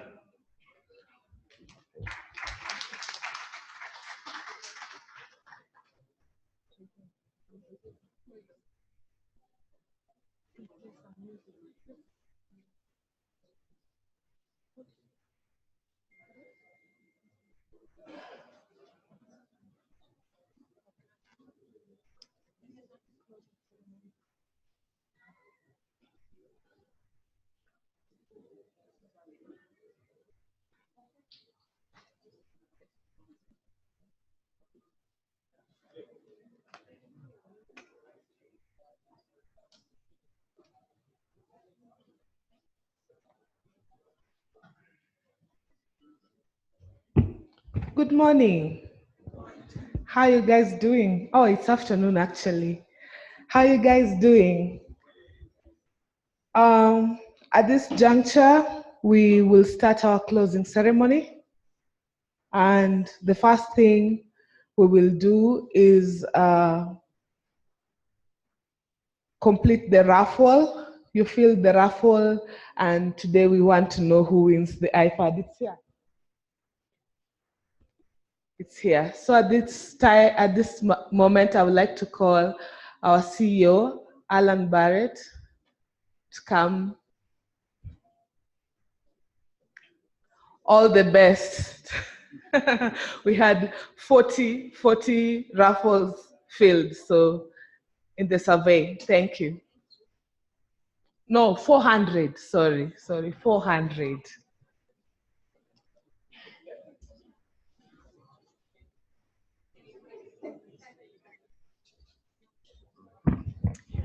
Okay, so we have a basket full of little folded pieces of paper which identify the people who filled their survey, and we're going to have a lucky draw for the raffle.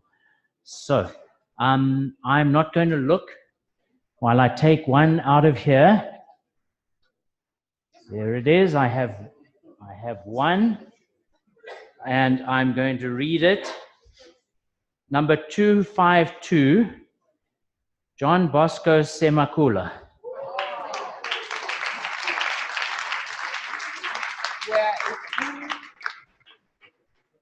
If he is in the room, then please come forward. If you're not in the room, then sorry, you forfeit your prize, and I'll draw another name. And we keep going until someone is in the room.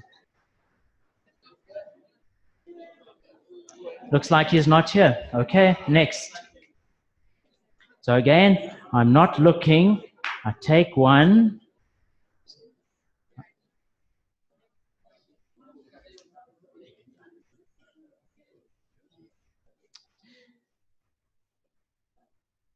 Number 337, Aine Berna Beyongera.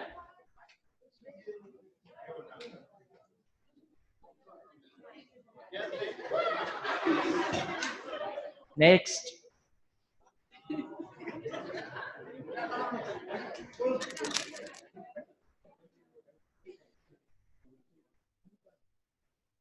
Number 311, Basima Chloe.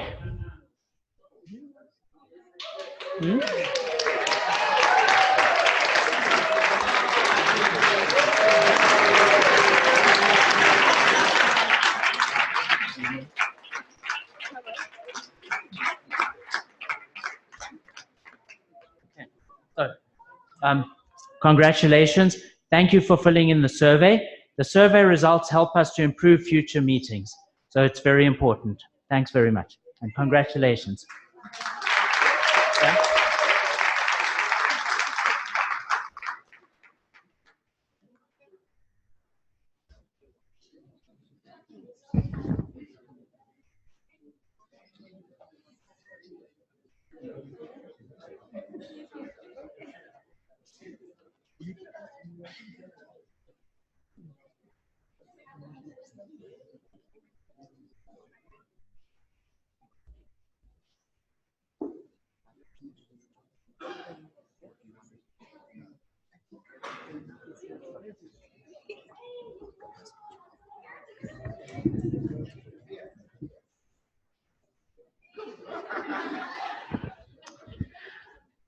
Okay, we're getting closer to the end. The next thing we have is a little surprise for you. We need to announce the location of the next AIS meeting. AIS 2020 will be held in Kinshasa, in the Democratic Republic of the Congo. Okay. I invite Nico Chinta from the ISPA, Internet Service Providers Association of DRC, to say a few words, and then we will show a video.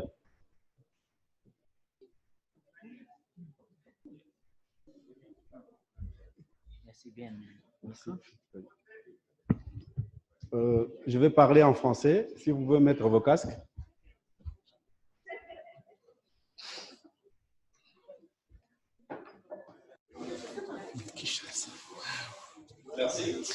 Thank you. It's a big joy to see that the Republic of Democratic of Congo have been chosen to organize the next summit. And you will discover with me that it is a very cool town where it is good to believe we don't have any issue of health. If I'm also insisting on health, because people are talking about Ebola in DRC Congo. But let me make a small comparison. Kinshasa is 3,000 kilometers from Beni. Beni is a small town in the east of Congo. If we have to compare Beni and Kinshasa, it is 3,000 kilometers. Beni to Kampala is 400 kilometers only, and nobody is now actually found it an issue. I'm inviting you, so next year we meet in Kinshasa. We will celebrate together, and we will be very happy to discuss about internet. I am going to invite her to show you the video presenting Kinshasa and the Republic of Congo in general.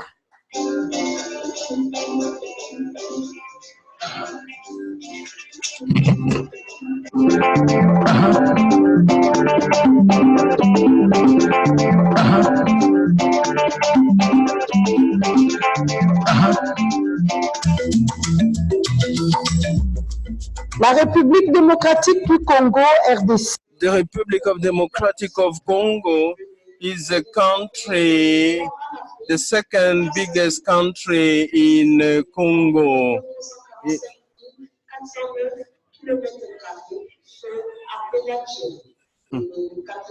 It is the fourth most populated country in Africa. We have almost 80 million. That is the population of Congo. So culture, Congolese culture is very, very various, and we have River Congo, who is in the equatorial forest of Congo. We have also Savannah, and we are communicating with the 4 national languages: Lingala, Kikongo, Chiluba, and the other vernacular countries. French is the official language used in the officially our neighbors. The Republic of Democratic of Congo, we have 26 provinces and covered by green forests. And we have also many, many resources, very exceptional resources. Its water basin is also a big resources. The country has equatorial climate, covering in the north is the second after the one of Amazon. We found also animals that we have also very rare animals, which are also the world heritage. It is actually a scandalous mineral. We have also a vast diversity. The population of Congo is divided by Christian and Muslims. The money of the country is franc congolais. Tshisekedi Antoine is the president of the country. Among the 26 provinces of Congo, we have the province of Kinshasa, which is the biggest town. It is just 5 minutes from Brazzaville. Brazzaville and Kinshasa are the two most close capitals in the world. The town of Kinshasa has a 10 million population, and Kinshasa is also a center of business and also business people meeting. That is why the organizer the boxing meeting among George Foreman and Muhammad Ali. The other activity organized recently, it is now the 5th decade of Francophonie. This town is today also becoming modern. And it is also another hub for communication. It is a town which is also in growth. The Republic Democratic of Congo has also a lot of opportunity for communication, and it is also a mirror of the Democratic Republic of Congo. So in Kinshasa, we have the first university created in the Republic of Congo, which is the University of Lovanium. So talking about the site, we have more than 50 channels of television, and we have also many channels of radio broadcasting. They are especially focusing found in Kinshasa. Kinshasa is a meeting point for music. It's a town of good time, day and night. The capital is also a capital of football. Football is the main activity. For shopping, we have the central market. We have also a very modern shop, so you can find in Kinshasa. So we have also a market for art in Marché Royal, and the capital is also an opportunity in conformity with the international standard. Restaurants are in the hotel, or maybe in the 24 department in Kinshasa where you eat Congolese food. Kinshasa is offering a diversity of tourists. We have also the sanctuary of Bolobo. We have also the Kingasani. So the opening of Kinshasa is the international airport of Njili and the beach Ngobila in the river Congo. Welcome to Kinshasa, Mbote Nabino. Welcome to Kinshasa.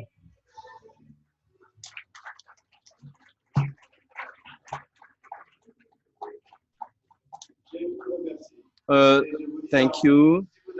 If you come in Kinshasa, if they greet you Mbote, you just say Mbote. Okay, thank you very much. Now, may I invite Dr. Queno from AFNOG to please share the podium with me for the closing.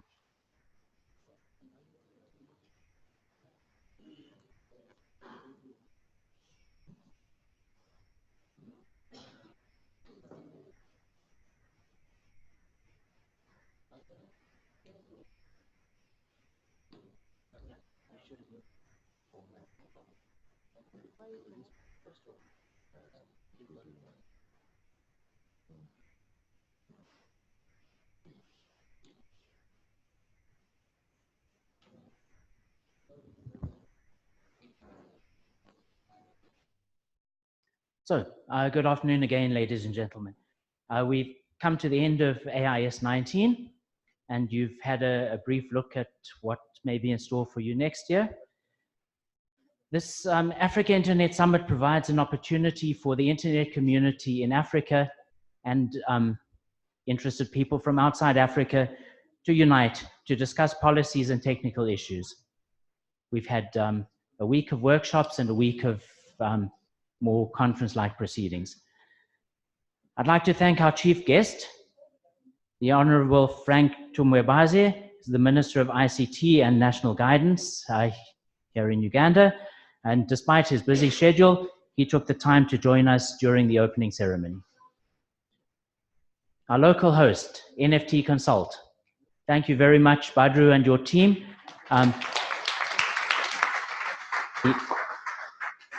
We rely so much on the local host to help us with so many things. It's been good. Thank you. I'd like to thank our event sponsors. We rely on the sponsors to help cover the cost of these meetings. So our diamond sponsor, Uganda Communications Commission, and Network the World, 2 diamond sponsors. Thank you. We had 1 platinum sponsor, that's ICANN. Thank you, ICANN, for your continued support.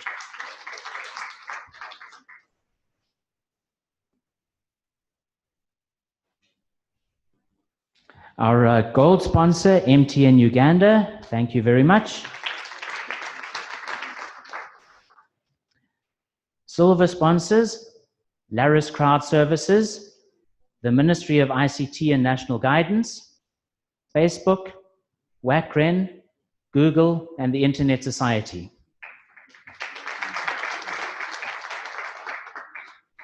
Our connectivity sponsor, CCOM, thank you. The welcome reception was sponsored by the Uganda Internet Exchange Point, UIXP. Our media sponsor, Next Communications. Thank you. Not sure if Charles is here. Additional sponsors, we had C Squared, NSRC, that's the Network Startup Resource Center, Rogue Telecom, .Africa, Ghana.com, Raxio, ICCC, and TNC. Thanks to all of the sponsors.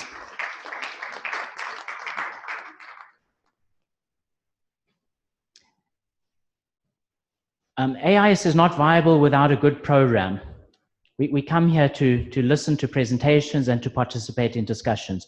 So thank you very much to all the speakers, both those who had prepared talks and those who came up to the microphone to say things.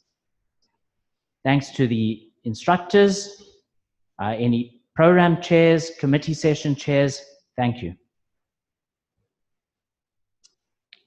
AFRINIC staff, you've all worked very hard for a long time on this event. Thanks very much. AFNOG volunteers and instructors, we really appreciate the work you do in keeping the technical infrastructure running and in the training program in the week before the conference. Thank you to the translators. They're often overlooked, but they do a great job. Thank you. And the transcription service providers, the words you see scrolling there. We send the sound over the internet to a transcription service. They send the text back to us. I find it useful, so thank you.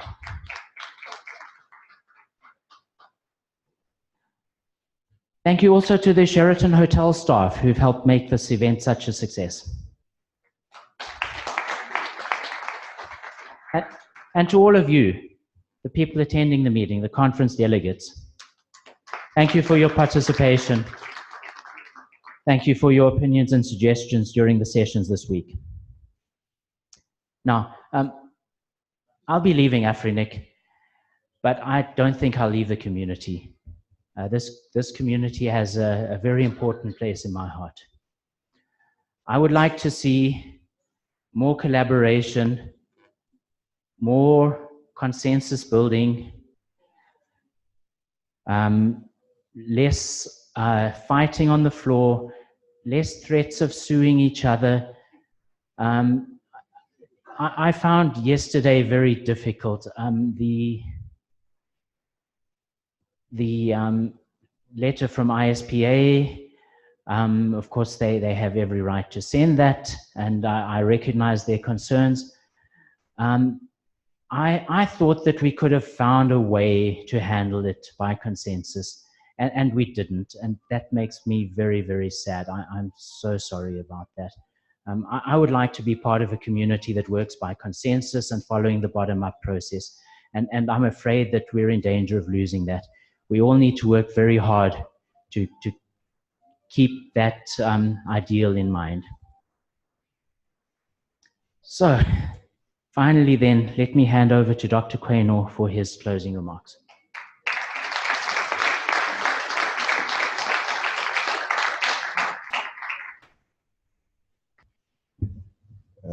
After the very, very kind words of Alan Barrett, I think we should go back into a happy mood. AFNOG. AFRINIC. No. Let's compliment what Alan has just said by showing that we indeed are together and we appreciate the message that he gave us. So let's be louder, okay? AFNOG. AFRINIC. Thank you very much. I will just say a few words to complement the message that he just gave. I am very pleased that we have had a successful event which is coming to an end. And my congratulations are to all. Of course, I also appreciate the sacrifice of the 2 weeks physical presence for some, the year-long preparation for others, the funding challenges you face, the volunteer spirit, and the goodwill of all, the host country and the host. I'd like to thank the AF Star community for co-locating events at AIS and the promise of better coordination with the Secretariat to make your participation more rich. The concept of AF Star Steering Group meeting will be revived in our next meeting to enhance our coordination. As we continue to build our youth technically, we also do need to be mindful to impart the better practices of empathy, cooperation, and submission to the community will, which Alan has clearly pointed out. Our bottom-up community processes are not without their challenges, but these can be addressed by better participation and strong moderation. Self-organized communities do have natural correction mechanisms, and these should be supported. The roles of the AF Star ecosystem are important and needs to be better engaged for success. Sometimes what makes sense is not clear when viewed from outside an ecosystem, rendering outside support and contributions ineffective. Lastly, we wish to encourage you to take home AFNOG and to practice what you have learned and teach others. We have an open call for hosting AIS for the next 5 years. If you would like to host an AIS event, please let the Secretariat know, complete a form on the website, or send email to any one of us. Your spirit is infectious and beautiful to experience. I'm proud to have been part of this very event, and I thank you all for such a successful event. AFNOG. AFRINIC. Let's move forward. Thank you very much.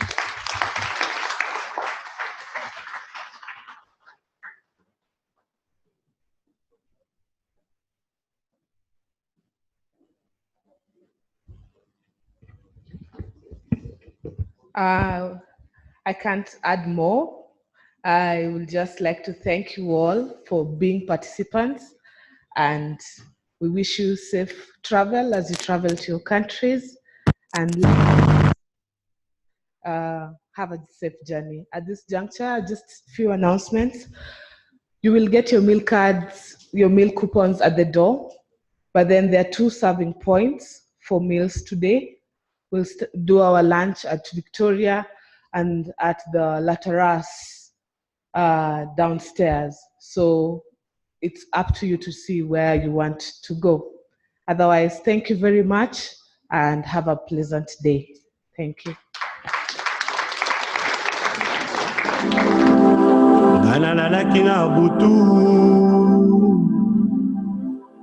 Alotaki mobimba mwanga mongengi